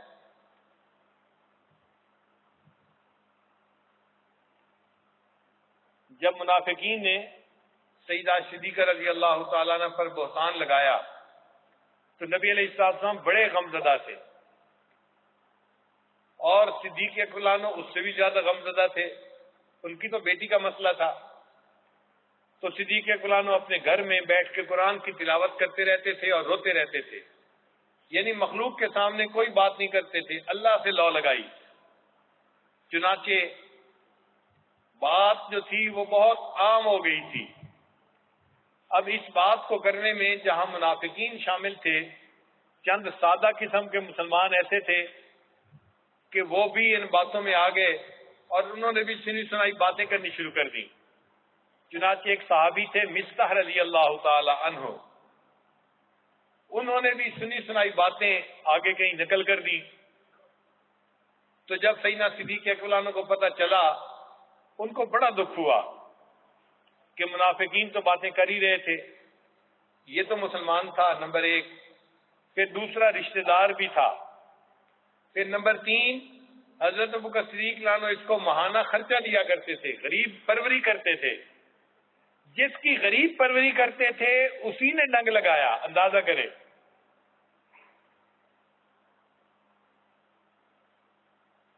دیکھا جو تیر کھا کے کمی گاہ کی طرف، اپنے ہی دوستوں سے ملاقات ہو گئی۔ تو اپنے ہی ہوتے ہیں جو دکھ دیتے ہیں۔ تو سیدنا صدیق اکبر کا دکھ اور زیادہ ہو گیا کہ یہ تو اپنے تھے، مسلمان تھے، پھر رشتہ دار بھی تھے، پھر میں ان کو ماہانہ خرچہ بھی دیتا تھا، انہوں نے کسی بات کا لحاظ نہ کیا اور میری بیٹی پر بہتان لگانے والوں میں یہ بھی شامل ہو گئے۔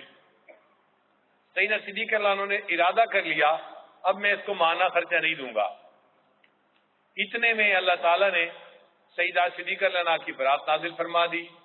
قرآن پاک میں فرما دیا کہ سبحانک ھذا بہتان عظیم، یہ تو بڑا بہتان ہے۔ اب جب بات کھل گئی تو صدیق اکبر نے کہا کہ اچھا اب میں اس کو خرچہ نہیں دوں گا، اس نے کیوں غلط بات کی۔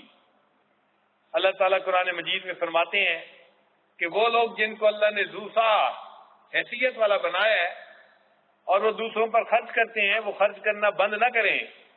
الا تحبون ان یغفر اللہ لکم، کیا تم اس بات کو پسند نہیں کرتے کہ اس کے بدلے اللہ تمہیں معاف کر دے؟ تم ان کو معاف کرو گے، اللہ اس کے بدلے تمہیں معاف کریں گے۔ جب یہ آیت اتری تو سیدنا صدیق اکبر نے اس بندے کو معاف بھی کر دیا، اور جتنا ماہانہ خرچ دیتے تھے اس سے دگنا دینا تھا شروع فرما دیا۔ تو دیکھو صحابہ کرام بھی معاف کر دیتے تھے، اللہ تعالیٰ بھی معاف فرماتے ہیں، نبی علیہ السلام بھی معاف فرماتے ہیں، صحابہ کرام بھی معاف فرماتے تھے، اور اولیاء کرام بھی معاف فرماتے ہیں۔ تو ہم بھی اپنے اندر یہ صفت پیدا کریں، اگر کوئی بندہ ہم سے غلطی کی معافی مانگے تو ہم اس کو فوراً معاف کر دیں۔ کیوں جی؟ بات سمجھ آ رہی ہے یا سروں سے اوپر جا رہی ہے؟ مجھے ضروری نہیں سب پوائنٹ آج ہی بتانے ہیں، میں بند بھی کر سکتا ہوں اگر آپ بتائیں گے۔ بات اس وقت تک کروں گا جب تک آپ ہوش کے ساتھ، توجہ کے ساتھ بیٹھ کے سنیں گے۔ تو کوئی بندہ غلطی کرے اور معافی مانگے تو کیا کرنا چاہیے؟ جلدی معاف کر دینا چاہیے، معافی میں دیر نہیں کرنی چاہیے۔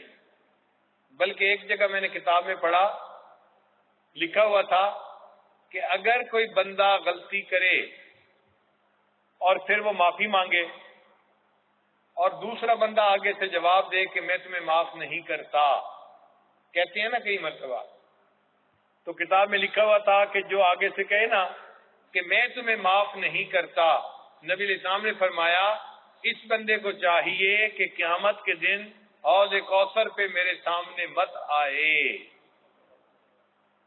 یعنی نبی علیہ السلام کو اتنا یہ بندہ ناپسند کہ اللہ کے محبوب صلی اللہ علیہ وسلم قیامت کے دن اس کی شکل ہی دیکھنا پسند نہیں فرمائیں گے۔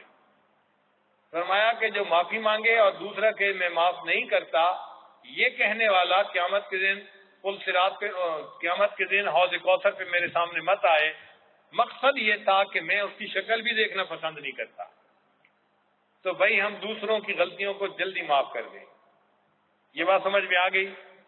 اور اگلا پوائنٹ کہ اگر ہم سے کوئی غلطی ہو جائے تو ہم معافی مانگنے میں دیر نہ کریں۔ فطری طور پہ انسان معافی نہیں مانگتا، فطری طور پہ انانیت، نفسانیت جھکنا پسند نہیں کرتی، وہ معافی نہیں مانگتا۔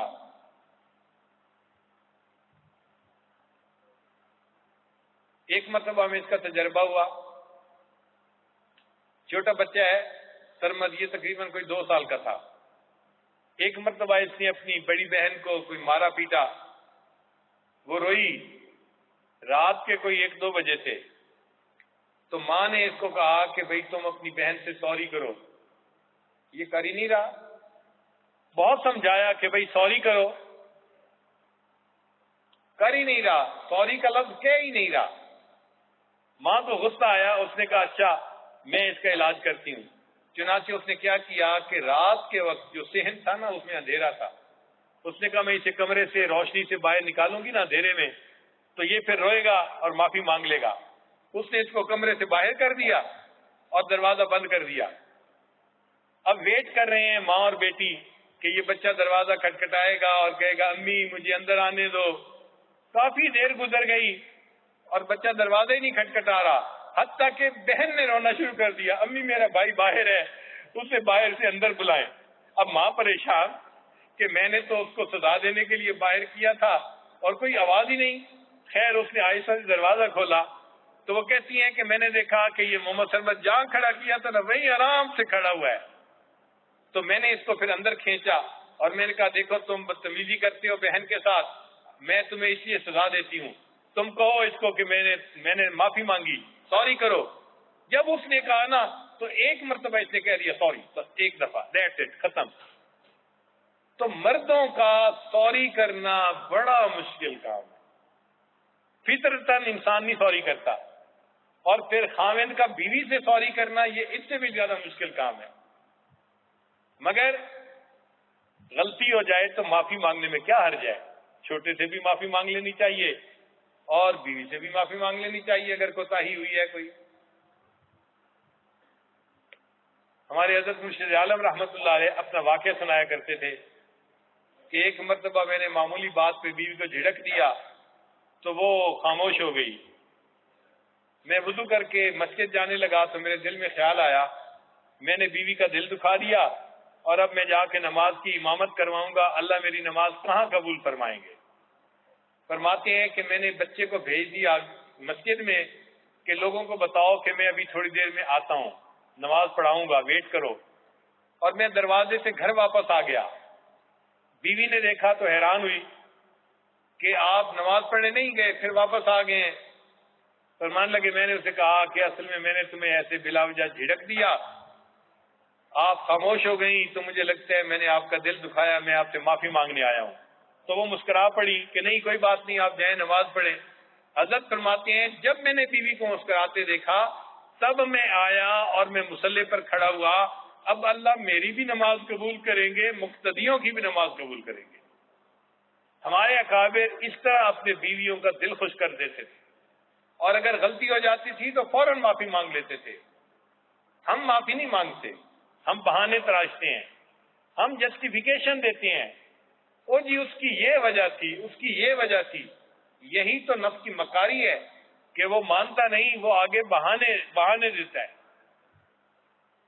تو اگر کوئی غلطی کی معافی مانگے تو اس کو جلدی معاف کر دیں. ہم سے غلطی ہوئی تو ہم اس کو فوراً معاف کر دیں. یہ چیز آج کفار میں بہت زیادہ ہے. ذرا سی بات پہ اتنا جلدی وہ سوری کرتے ہیں کہ دوسرے بندے کو پتہ بھی نہیں چلتا کہ ہوا کیا ہے جس پر یہ سوری کر رہا ہے. اتنا جلدی سوری اتنا زیادہ وہ کرتے ہیں. ایک مرتبہ مجھے بیرون ملک میں بلڈ چیک کروانا تھا، تو ہمارے دوست ڈاکٹر تھے، بیت بھی تھے، کہنے لگے حضرت میرے ہاسپٹل میں چیک ہوتا ہے تو آپ آئے. ہم نے کہا ٹھیک ہے. اب جب وہ خون لینے لگا تو خون کے لیے جو سوئی ڈالی جاتی ہے نا، تو عام طور پہ میں نے دیکھا ہے کہ سوئی ڈالنے والوں کو ذرا مشکل پیش آتی ہے، ان کو تھوڑا مشکل پیش آتی ہے، جلدی نہیں وہ ملتی جگہ جہاں خون نکالتے ہیں. میں نے اس کو پہلے بتا دیا.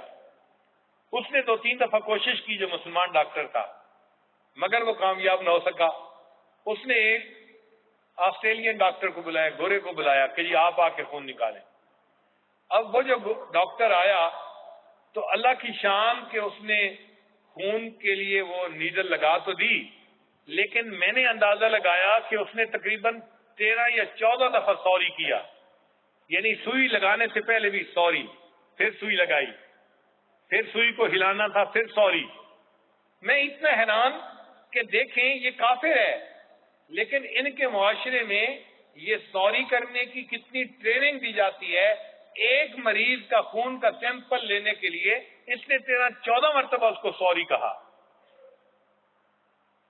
یہ تو ہمیں کہنا چاہیے تھا، ہم مسلمان ایسے ہوتے.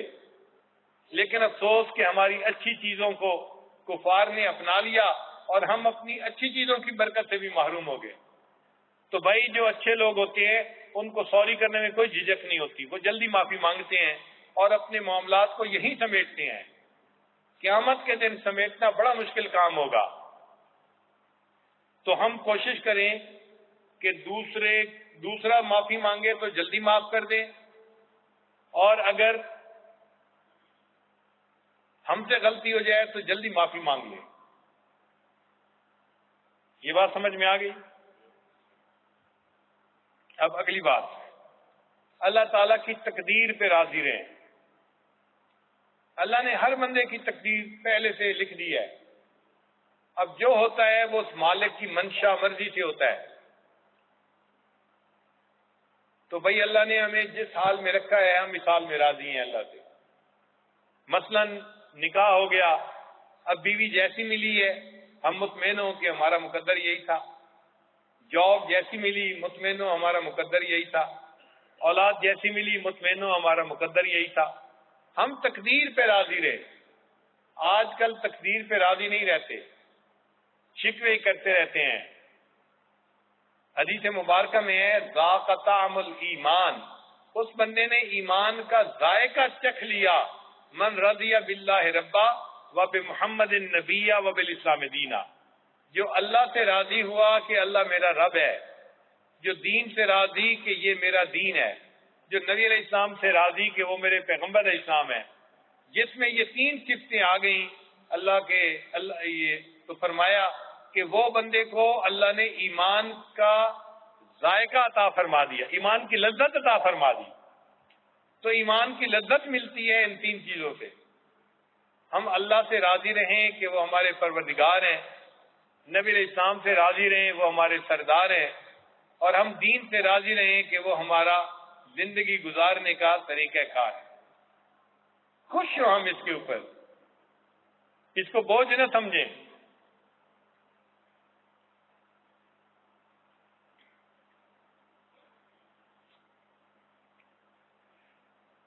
پھر 17واں پوائنٹ، نظروں کی حفاظت کریں اور اللہ کی غیرت سے ڈریں۔ یہ بات توجہ سے سنیں، نظروں کی حفاظت کریں اور اللہ تعالیٰ کی غیرت سے ڈریں۔ کیا معنی؟ کہ بد نظری کی اور بھی تو سزائیں ہیں۔ ایک سزا یہ بھی ہے کہ اللہ تعالیٰ بندے کو اعمال کی توفیق سے محروم کر دیتا ہے، اور کئی مرتبہ اللہ تعالیٰ بندے کو موت کے وقت ایمان سے محروم کر دیتا ہے۔ ابن جوزی رحمۃ اللہ نے ایک واقعہ لکھا ہے، ایک حافظ قرآن تھا، اس نے بد نگاہی کی تو 20 سال کے بعد قرآن پاک بھول گیا۔ یہ واقعہ حضرت مرشد عالم رحمۃ اللہ نے ایک مرتبہ اپنی بیان میں سنایا، تو بیان کے بعد میں ان کی خدمت میں حاضر ہوا، تو میں نے کہا کہ حضرت میں کم علم بھی ہوں، کم عمر بھی ہوں، مجھے کچھ باتیں سمجھ میں نہیں آتی، اگر آپ اجازت دیں تو میں آپ سے کچھ باتیں پوچھ لیا کروں۔ تو حضرت فرمان لگے، ہاں پوچھو، کیا پوچھتے ہو؟ تو میں نے یہ سوال پوچھا کہ حضرت آپ نے جو یہ واقعہ سنایا ہے نا، کہ حافظ قرآن تھا اور ایک مرتبہ اس نے بد نظری کی اور وہ قرآن پاک ہی سے محروم ہو گیا، حضرت مجھے تو بہت اس کی وجہ سے ڈر لگ رہا ہے کہ یہ تو بہت عجیب معاملہ ہے، ایک بد نگاہی پر قرآن جیسی نعمت سے محروم ہو جانا۔ تو حضرت تھوڑی دیر خاموش رہے، پھر فرمانے لگے، ہاں یہ اللہ کی غیرت کا معاملہ ہے، یہ اللہ کی غیرت کا معاملہ ہے۔ میں نے پوچھا حضرت اور کچھ کھولے؟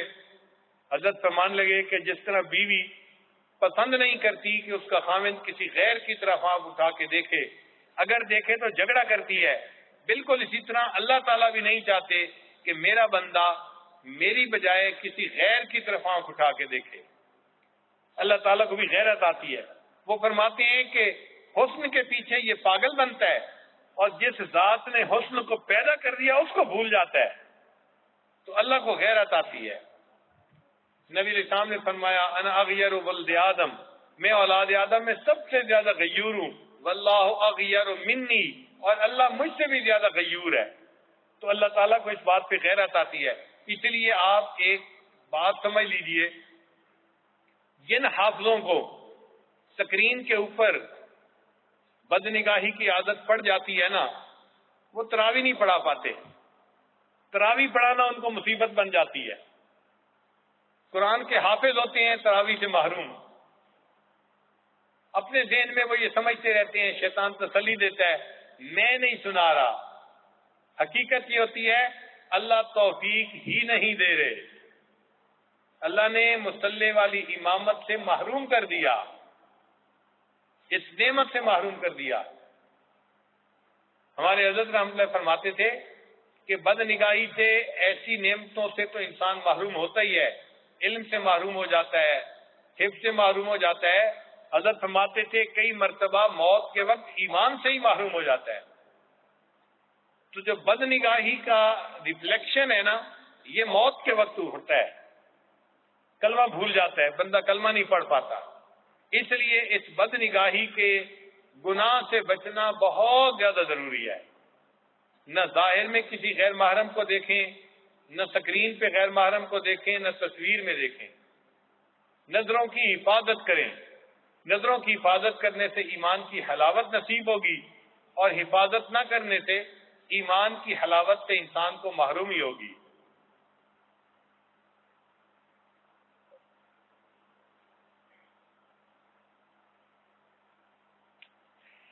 پھر 18واں پوائنٹ کہ طبعاً ہم جوڑ کو پسند کریں، توڑ کو پسند نہ کریں۔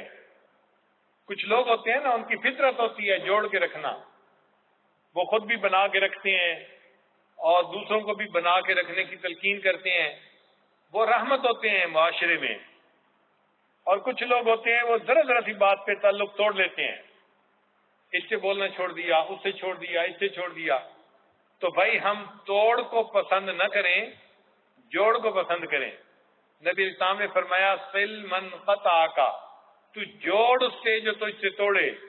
تو کوئی ہم سے توڑنے کی بھی کوشش کرے، ہم اس سے بھی جوڑ کے رکھیں۔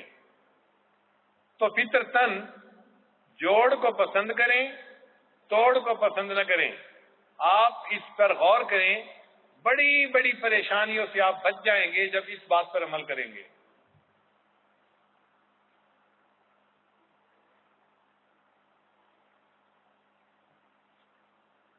ہم 3 طرح کی دعائیں لیں، یہ بات ذرا توجہ سے سنیے گا۔ 3 طرح کی دعائیں لیں۔ ماں باپ کی دعاؤں سے انسان کے دنیا کے رزق میں برکت ہو جاتی ہے، تو رزق وسیع ہو جاتا ہے۔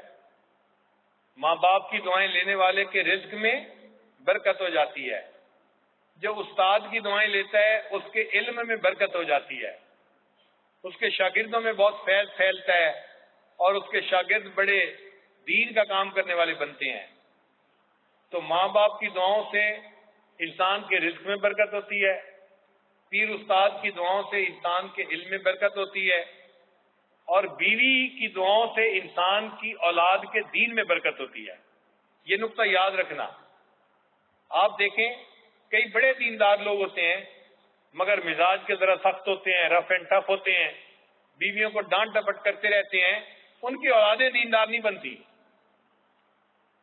اب وہ خود بھی جو ہے بڑے عالم ہیں، مفتی ہیں، لیکن بیٹے کی طرف سے پریشان، بیٹا داڑھی رکھنا تو ایک طرف، فرض نماز بھی نہیں پڑھتا۔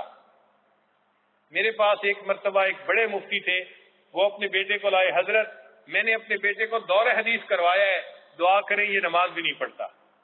تو میں تو کانپ اٹھا یہ سن کے کہ بچے نے دور حدیث کیا ہے اور اس کے بعد وہ فرض نماز بھی نہیں پڑھتا۔ تو میں نے جب ذرا بات کی تو مجھے پتا چلا کہ وہ مفتی صاحب اکھڑ مزاج کے تھے گھر میں، اور بیوی کے ساتھ ان کی بنتی نہیں تھی۔ میں نے انہیں کہا دیکھیں آپ چاہتے ہیں اولاد میں دین آئے؟ کہنے لگے ہاں۔ میں نے کہا بیوی کی دعائیں لیں، تو انہوں نے کہکا لگا کے ہنسے۔ میں نے کہا آپ اس کو معمولی نہ سمجھیں، یہ میں نے اپنے بڑوں سے سنا ہے، اس میں برکت دیکھی ہے۔ آپ بیوی کو محبت پیار سے رکھیں، بیوی کی دعائیں لیں، پھر دیکھیں اللہ اولاد کو نیک کیسے بناتے ہیں۔ اللہ کی شان کے 2 سال کے بعد وہ آئے اور کہنے لگے حضرت میرے بیٹے نے تراویح کا مصلی سنایا۔ میں نے پوچھا جو فرض نماز نہیں پڑھتا تھا کیسے سنا دیا؟ کہنے لگے حضرت آپ کے کہنے پر بیوی کو میں نے خوش رکھا اور اس کو کہا کہ بھئی اولاد کی نیکی کی دعا کرو۔ اللہ نے ماں کی دعا قبول کی اور اولاد کو اللہ نے نیکی پر جو ہے وہ پھر واپس پہنچا دیا۔ تو ماں باپ کی دعاؤں سے رزق میں برکت ہوتی ہے، مادی رزق جو ہے، اور پیر استاد کی دعا سے فیض میں برکت ہوتی ہے، اور بیوی کی دعا سے انسان کی اولاد میں نیکی آتی ہے، دین میں برکت ہوتی ہے۔ یا کوئی ماں اگر اپنے خامد کی دعائیں لے، ایسی نیک بن کر رہے، اس ماں کی دعا جو اولاد ہے وہ بدکار نہیں بنے گی، کیونکہ وہ دعائیں لیتی ہے اپنے خامد کی۔ تو دونوں ایک دوسرے کی دعائیں لیں، ایسے ایک دوسرے کے ساتھ اچھی طرح رہیں۔ جب تک ماں باپ کو ایک دوسرے کی دعائیں نہیں ہوں گی، اولاد میں نیکی نہیں آگے چلے گی۔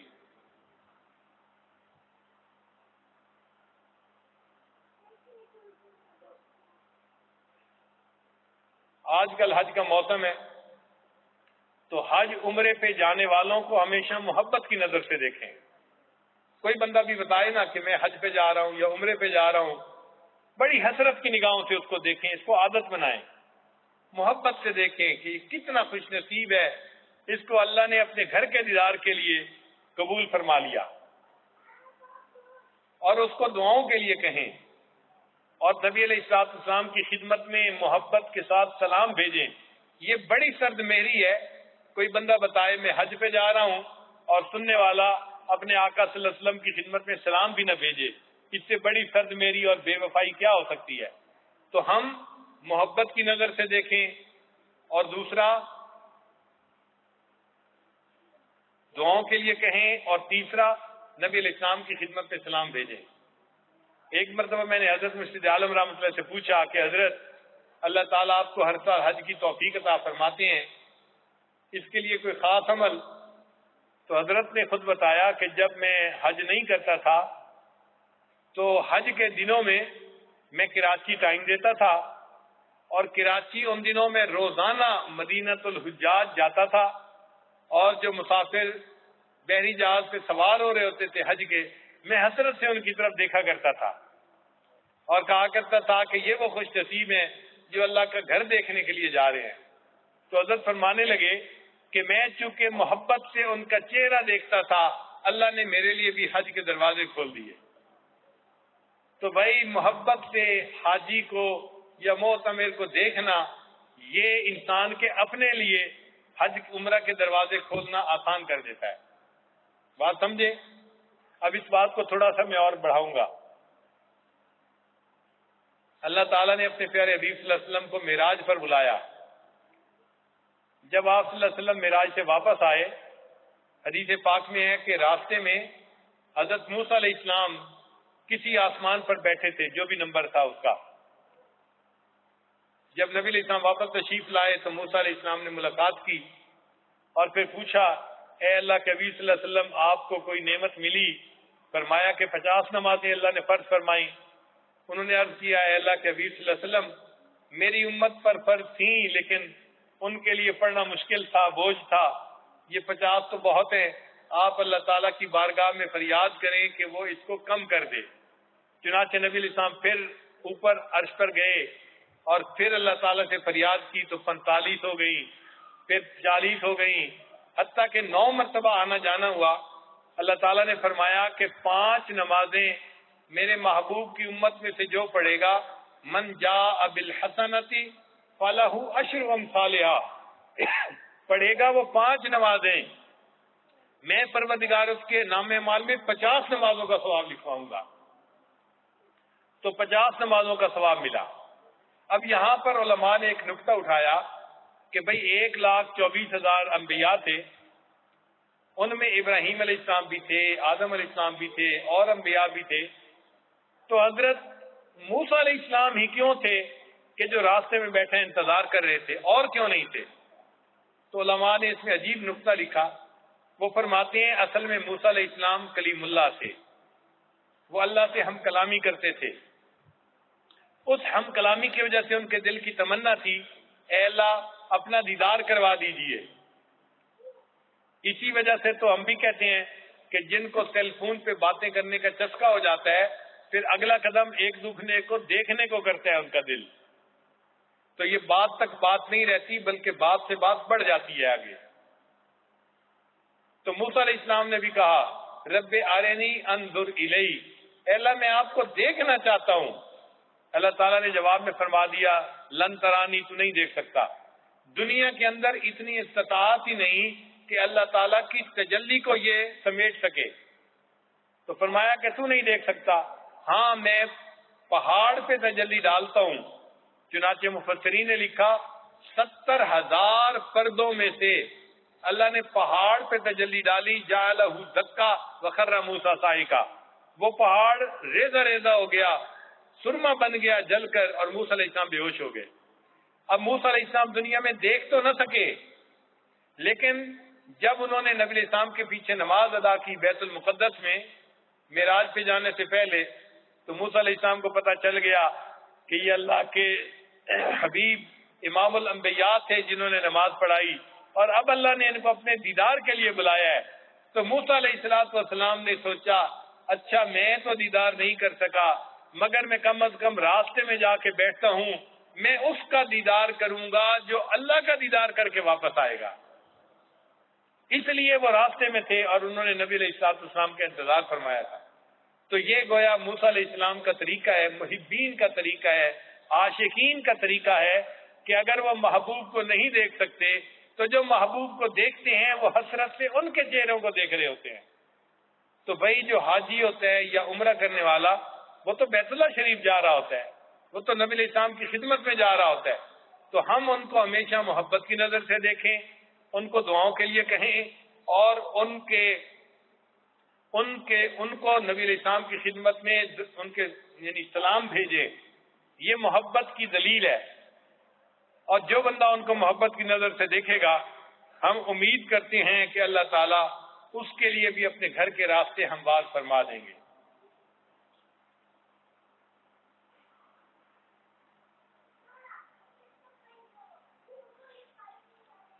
اگلا پوائنٹ، دل میں تمنا رکھیں کہ اللہ مجھے اپنا پسندیدہ بنا لیجئے. یہ تمنا دل میں ہو، میں اللہ کا پسندیدہ بننا چاہتا ہوں، میں ایسے بننا چاہتا ہوں کہ اللہ کو پسند آ جاؤں. جب دل میں یہ تمنا ہوگی نا، اور اس کے لیے پھر آپ دعا بھی مانگیں گے، تو اللہ تعالیٰ آپ کے لیے راستہ آسان فرما دیں گے. اس کی تمنا دل میں رکھیں. کیا تمنا ہے؟ کہ جی میں ایسا بننا چاہتا ہوں کہ اللہ کو پسند آ جاؤں. اے اللہ مجھے ایسا بنا دیجئے کہ میں آپ کو پسند آ جاؤں. ہمارے لیے ایسا بننا مشکل ہے، اللہ کے لیے ایسا بنا دینا آسان ہے. تو ہم دعائیں مانگیں کہ اللہ آپ ہمیں ایسا بنا دیجئے. اللہ کی رحمت کی ایک نظر ہوگی اور اللہ تعالی ہمیں بھی ایسا بنا دیں گے کہ ہم اللہ کو پسند آ جائیں. اور آخری نقطہ کہ گناہوں سے بچیں جس طرح انسان سانپ اور بچھو سے بچتا ہے. اللہ سے معصیت سے خالی زندگی مانگے. جہاں انسان کو نقصان پہنچنے کا ڈر ہوتا ہے نا، تو وہاں وہ دور بھاگتا ہے. کسی نے بجلی کی ننگی تار کو ہاتھ کبھی نہیں لگایا. بھائی تجربہ کر کے دیکھیں نا کبھی، کہتے نا جی نا ہم تو مر جائیں گے، جھٹکا پڑے گا. بھائی اگر سانپ کے کاٹنے سے مر سکتے ہیں، بچھو کے کاٹنے سے اتنی تکلیف ہو سکتی ہے، بجلی کی ننگی تار کو ہاتھ لگانے سے مر سکتے ہیں، تو ہم اگر گناہوں کو ہاتھ لگائیں گے تو اللہ تعالیٰ کی طرف سے جھٹکا پڑ گیا تو پھر کیا ہوگا ہمارا؟ بجلی نے جھٹکا مارا تو جان سے محروم، اللہ کا جھٹکا پڑا ایمان سے محروم. اس لیے گناہوں سے ڈرنا چاہیے اور دل میں دعائیں کرنی چاہیے، مانگنا چاہیے اے اللہ ہمیں معصیت سے خالی زندگی نصیب فرما.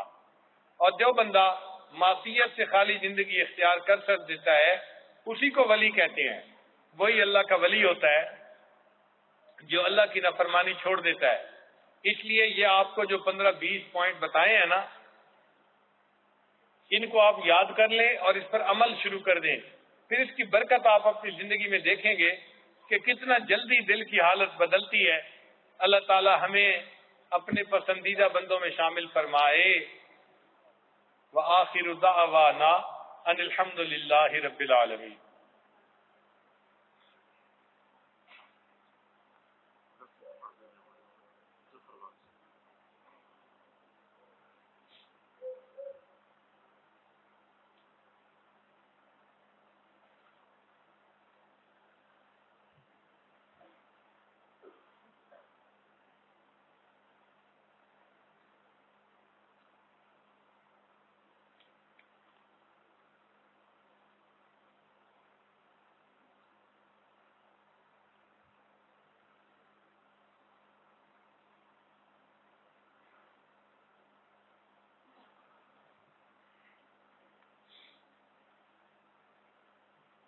مظہر اقبال صاحب آپ ہیں؟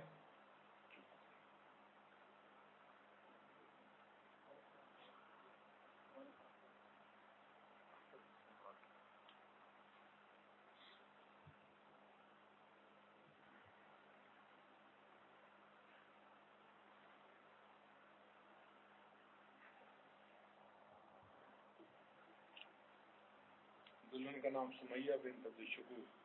عبدالشکور صاحب آپ ہیں؟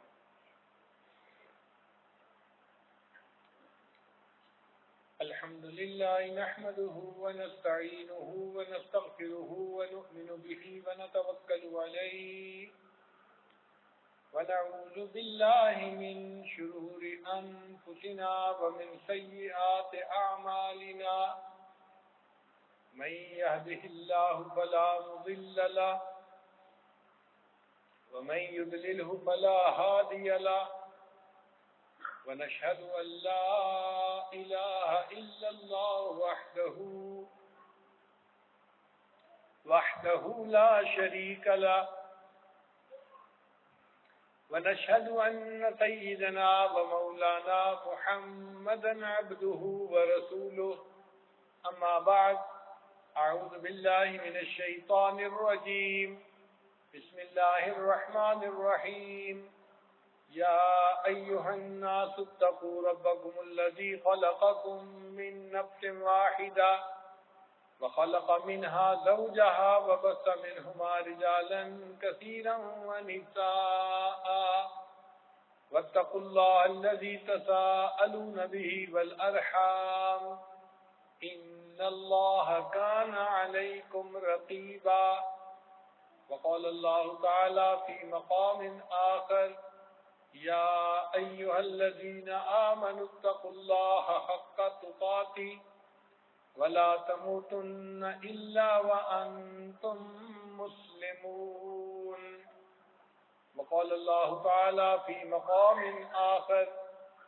يا أيها الذين آمنوا اتقوا الله وقولوا قولا سديدا يصلح لكم أعمالكم ويغفر لكم ذنوبكم ومن يطع الله ورسوله فقد فاز فوزا عظيما وقال الله تعالى في مقام آخر الطيبات للطيبين والطيبون للطيبات وقال الله تعالى في مقام آخر الرجال قوامون على النساء وقال الله تعالى في مقام آخر هن لباس لكم وأنتم لباس لهن وقال الله تعالى في مقام آخر نساؤكم حرث لكم فأتوا حرثكم أنى شئتم وقدموا لأنفسكم واتقوا الله وقال الله تعالى في مقام آخر وعاشروهن بالمعروف وقال الله تعالى في مقام آخر ولهن مثل الذي عليهن بالمعروف وللرجال عليهن درجة وقال الله تعالى في مقام آخر فإن طبن لكم عن شيء منه نفسا فكلوه هنيئا مريئا وقال رسول الله صلى الله عليه وسلم النكاح من سنتي وفي رواية أخرى فمن رغب عن سنتي فليس مني سبحان ربك رب العزة عما يصفون وسلام على المرسلين والحمد لله رب العالمين اللهم صل على سيدنا ومولانا محمد وعلى آل سيدنا ومولانا محمد وبارك وسلم. عبدالشکور صاحب، کیا آپ نے مسمات سمیہ جو بیٹی ہیں عبدالشکور صاحب کی، ان کو مظہر اقبال جو بیٹے ہیں اختر حسین صاحب کے، ان کے نکاح میں بعوض حق میں 5,000 روپے معجل ادا کرنا ہوگا بمطابق شریعت محمدی سامنے شرعیگاہوں کے ان کے نکاح میں پیش کیا؟ دوبارہ پوچھتا ہوں، عبدالشکور صاحب، کیا آپ نے سمیہ بنت عبدالشکور کو مظہر اقبال جو بیٹے ہیں اختر حسین صاحب کے، ان کے نکاح میں بعوض حق میں 5,000 معجل ادا کرنا ہوگا بمطابق شریعت محمدی سامنے شرعیگاہوں کے ان کے نکاح میں پیش کیا؟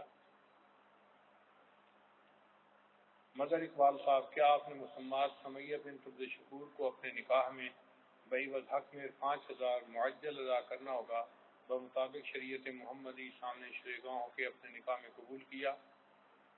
دوبارہ پوچھتا ہوں، مظہر اقبال صاحب، کیا آپ نے مسمات سمیہ بنت عبدالشکور کو اپنے نکاح میں بعوض حق میں 5,000 معجل ادا کرنا ہوگا بمطابق شریعت محمدی سامنے شرعیگاہوں کے اپنے نکاح میں قبول کیا؟ بارک اللہ لک و بارک علیک و جمع بینکما فی خیر.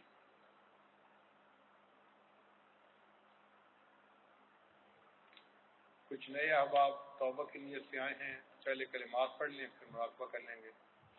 نیت کر لیں کہ ہم زندگی کے پچھلے سب گناہوں سے سچی پکی توبہ کر رہے ہیں آئندہ نیکوکاری کی زندگی گزارنے کا دل میں ارادہ کر رہے ہیں. الحمدللہ وکفا وسلام علی عبادہ الذین اصطفی اما بعد.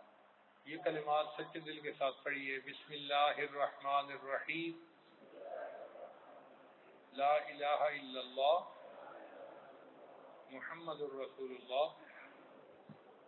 آمنت باللہ وملائکتہ وکتبہ ورسلہ والیوم الآخر والقدر خیرہ وشرہ من اللہ تعالی والبعث بعد الموت. آمنت باللہ کما ہوا باسمائہ وصفاتہ وقبلت جمیع احکامہ اقرار باللسان وتصدیق بالقلب. اشہد ان لا الہ الا اللہ واشہد ان محمدا عبدہ ورسولہ. استغفر اللہ ربی من کل ذنب واتوب الیہ برحمتک یا ارحم الراحمین. ان کلمات کو پڑھنے سے آپ کو بتائے ہو چکے ہیں. چند معمولات ہیں، اگر ان کو باقاعدگی سے کریں گے تو اللہ تعالیٰ دل کو منور کریں گے. پہلا ہے 100 مرتبہ استغفار پڑھنا صبح شام. دوسرا ہے 100 مرتبہ درود شریف پڑھنا. تیسرا ہے قرآن مجید کی تلاوت روزانہ کرنا. چوتھا ہے چلتے پھرتے دل میں اللہ کا دھیان رکھنا. اور پانچواں ہے مراقبہ کرنا. مراقبے کا طریقہ یہ ہے کہ جب آپ تھوڑی دیر فارغ ہوں تو دنیا کے سارے خیالات سے ہٹ کٹ کے اللہ سے لو لگا کے بیٹھ جائیں اور یہ سوچیں اللہ کی رحمت آ رہی ہے، دل میں سما رہی ہے، دل کی ظلمت اور سیاہی دور ہو رہی ہے اور میرا دل اللہ اللہ اللہ، یہ میرا دل بول رہا ہے. یعنی زبان سے نہیں پڑھنا، دل بول رہا ہے، آپ سن رہے ہیں. اس ذکر قلبی کو آپ نے 10-15 منٹ کرنا ہے، پھر اس کی برکت کو آپ اپنی آنکھوں سے دیکھیے گا. ابھی دعا سے پہلے ہم چند منٹ کے لیے اس کی مشق کر لیتے ہیں. سب حضرات طلباء آنکھوں کو بند کر لیں، سر کو جھکا لیں. دنیا اور جو کوئی دنیا میں ہے اس سے ہٹ کٹ کے اللہ کی یاد میں ڈوب جائیں.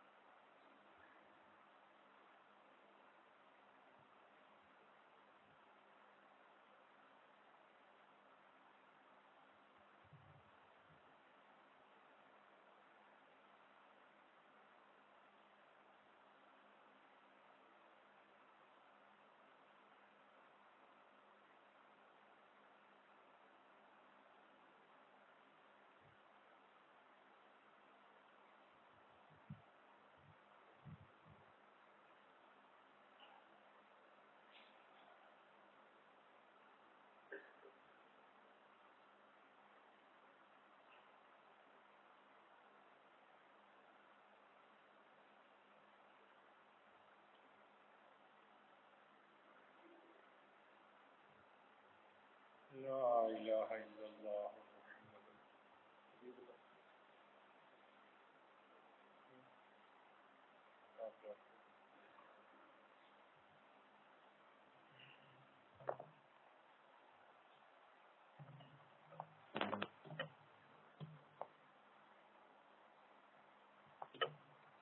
آمین. الحمدللہ رب العالمین والعاقبۃ للمتقین والصلاۃ والسلام علی رسول محمد وآلہ وصحبہ اجمعین.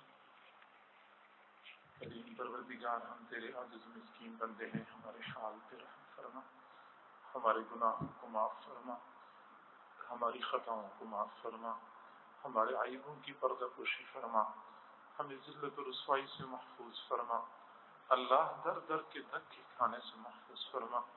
کریم پروردگار، ہم امتحانات کے قابل نہیں ہیں، ہمیں آزمائشوں سے بچا لیجیے، ہمیں فتنوں سے بچا لیجیے. اللہ ہمیں عافیت والی زندگی نصیب فرما. ہمارے لیے گناہوں سے بچنا مشکل ہے، اللہ تیرے لیے تو بچانا آسان ہے. ہمیں گناہوں سے بچا لیجیے، اور جو گناہ کر چکے ہیں ان کے اوپر نادم ہیں، معافی مانگتے ہیں، اللہ ہمیں معاف کر دیجیے. میرے اللہ ہمیں معاف کر دیجیے. اے کریم پروردگار، ہم تو ایسا نہ بن سکے کہ تجھے پسند آ جائیں، تو اپنی پسند کے مطابق بنا دیجیے. اے اللہ، اندھیری رات کا وقت ہے، دنیا کے بادشاہوں نے اپنے دروازے بند کر دیے ہیں، تیرا در اب بھی کھلا ہے. تیرے چند فقیر بندے اور بندیاں تجھے منانے کے لیے جمع ہو چکے ہیں. اللہ تو ہم سے راضی ہو جا، اللہ تو ہم سے راضی ہو جا. اللہ، دنیا میں ہم نے دیکھا ہے جو جتنا بڑا سخی ہوتا ہے اس کے دروازے پہ اتنا ہی بڑا ہجوم ہوتا ہے بھکاریوں کا. اللہ، تیرے در پہ بھی بھکاری جمع ہو چکے ہیں، گداگھر جمع ہو چکے ہیں. اللہ، رحمتوں کی بھیک مانگتے ہیں، رحمتوں کے صدقے عطا فرما دیجیے. اے کریم پروردگار، تیری کریمی کا واسطہ. اے رحیم پروردگار، تیری رحیمی کا واسطہ. اے جواد پروردگار، تیرے جود و سخا کا واسطہ. اللہ، تو سخی ذات ہے، تجھے سخاوت سجتی ہے.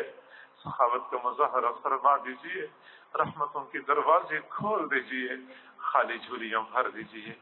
اے کریم آقا، تیرے سوا ہمارا کوئی دوسرا رب نہیں، تو ہمارا رب ہے، تو نے ہمیں دینا ہے، ہمیں عطا کر دیجیے.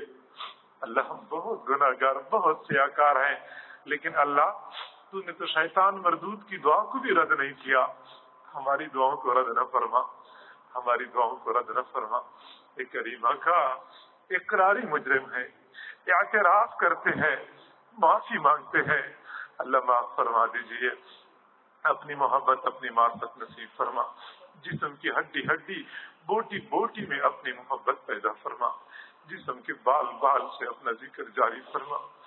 اے کریم آقا، تو نے خود ہی تو فرمایا ہے انتم الفقراء، تم سب فقیر ہو. پھر تو نے یہ بھی فرمایا ہے الصدقات للفقراء، صدقے فقیروں کا حق ہے. جب ہم سب فقیر ہیں، اگر سب کی فقیروں کا حق ہے، اللہ پھر ہمیں رحم و کرم کے صدقے عطا فرما دیجیے. میرے اللہ، اتنے بندے اندھیری رات میں کسی دنیا دار کے پاس چلے جاتے، وہ بھی خالی ہاتھ نہ لوٹا تھا. تو زمین و آسمان کے خزانوں کا مالک ہے، ہمیں خالی ہاتھ نہ لوٹا. اے اللہ، ہمیں خالی ہاتھ نہ لوٹا. کریم پروردگار، امید ان سے بڑھ کے عطا فرما، توقعات سے بڑھ کے عطا فرما. ہمارے عملوں کو نہ دیکھ، ہمارے کرتوتوں کو نہ دیکھ. اللہ، اپنی شان کریمی کو دیکھ لیجیے. اللہ، ہم برے ہیں، بروں سے تو برائیاں ہی ظاہر ہوتی ہیں، لیکن اللہ تو اچھا ہے، اچھے تو اچھائی نہیں چھوڑتے. اللہ، تو اچھائی کا معاملہ کر دیجیے، ہماری برائیوں پہ قلم پھیر دیجیے، ہمارے عمل نامے کو برائیوں سے صاف کر دیجیے.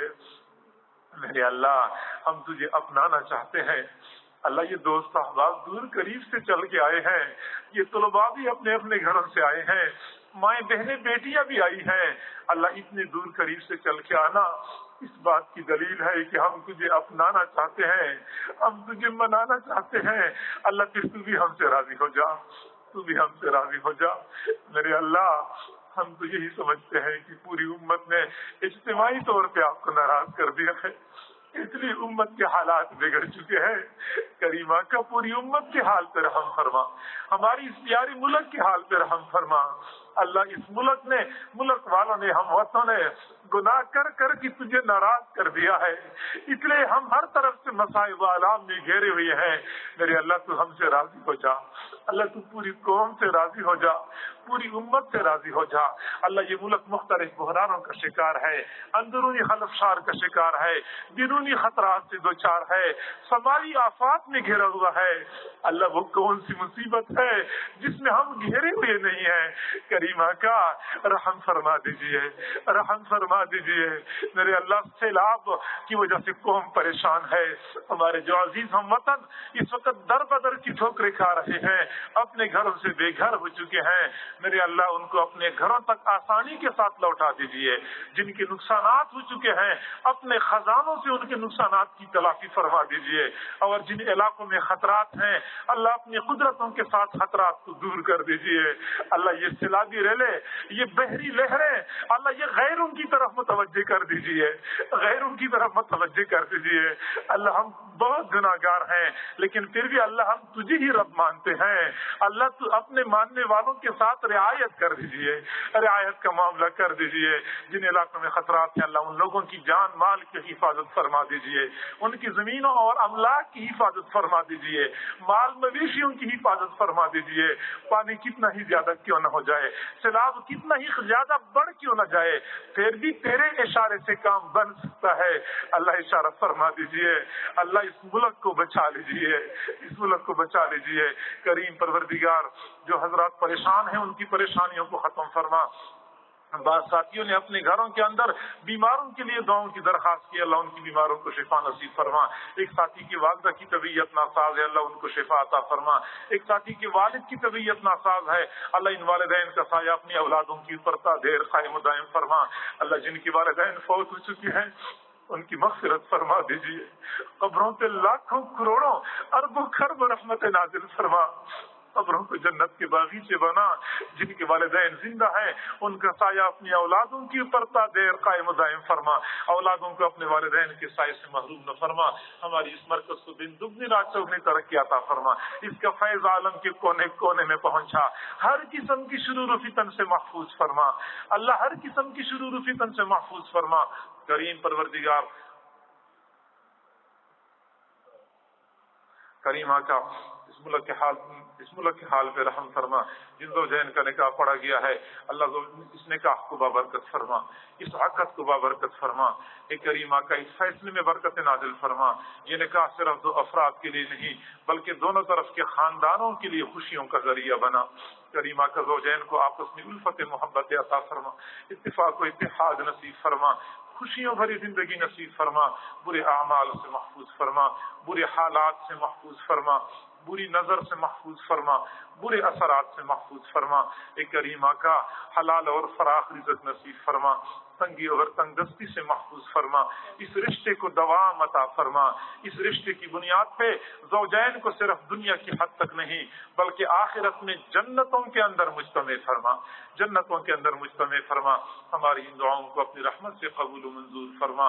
وصلی اللہ تعالی علی خیر خلقہ محمد وآلہ واصحابہ اجمعین برحمتک یا ارحم الراحمین۔